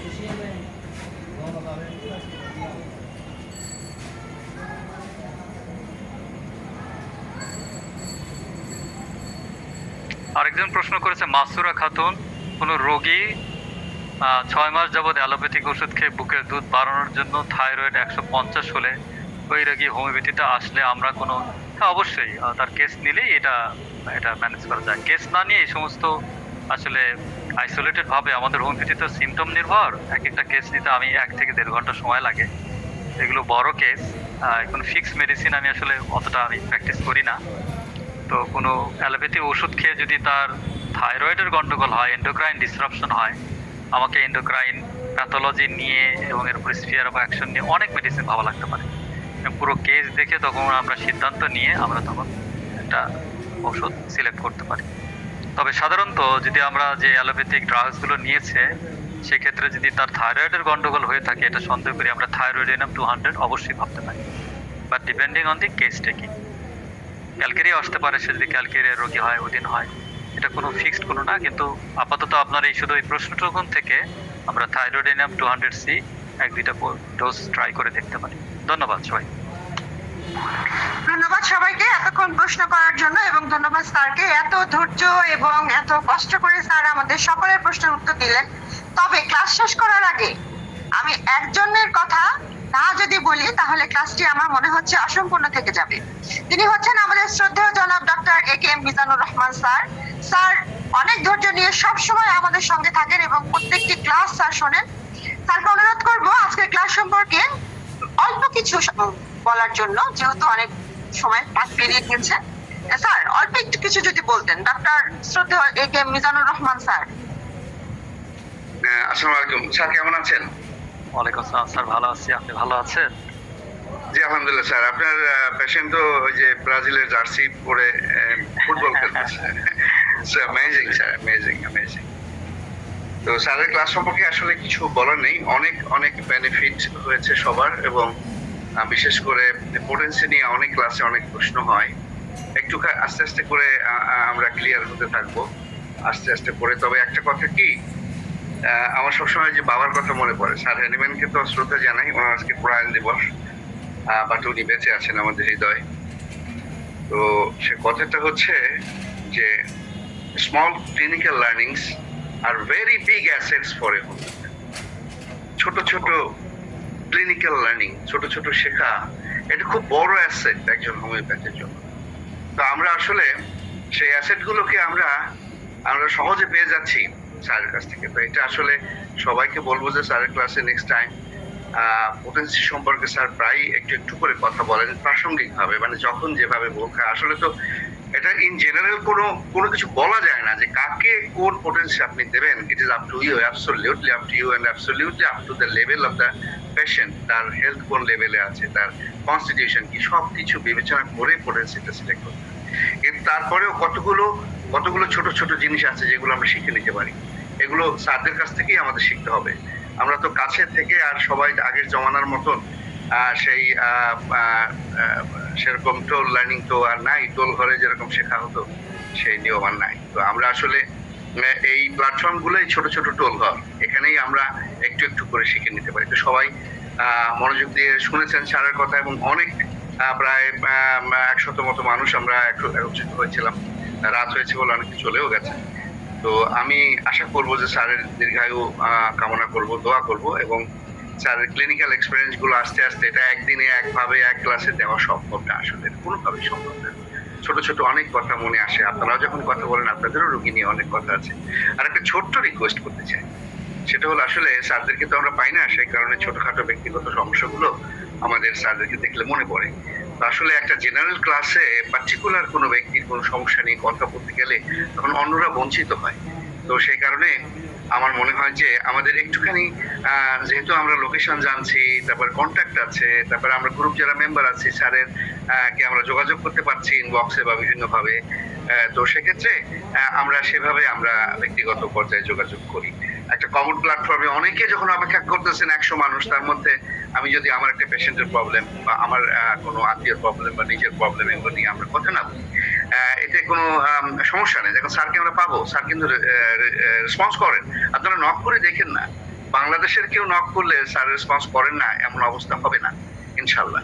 তো স্যারকে ধন্যবাদ জানাচ্ছি চমৎকার একটা ক্লাস নেওয়ার জন্য। স্যার হ্যানিম্যানের প্রতি গভীর শ্রদ্ধা জানাচ্ছি, আর স্যারের দীর্ঘায়ু সুস্বাস্থ্য কামনা করছি। আর যারা উপস্থিত ছিলেন সবাইকে ধন্যবাদ জানাচ্ছি। আসসালামু আলাইকুম। ওয়ালাইকুম আসসালাম, ধন্যবাদ। শুভরাত্রি। ধন্যবাদ শ্রদ্ধেয় একে মিজানুর রহমান স্যারকে, এবং ধন্যবাদ জানাচ্ছি আমাদের মূল আলোচক শ্রদ্ধেয় জনাব আতিকুল আলম স্যারকে। অনেক সুন্দর ক্লাস নিয়েছেন তিনি, আমরা স্যারের দীর্ঘায়ু কামনা করছি এবং খুব শীঘ্রই আমরা একটি ক্লাস পাবো এই আশা রাখছি স্যারের কাছে। সকলকে অনেক ধন্যবাদ আমাদের সঙ্গে থাকার জন্য। আসসালামু আলাইকুম, শুভরাত্রি।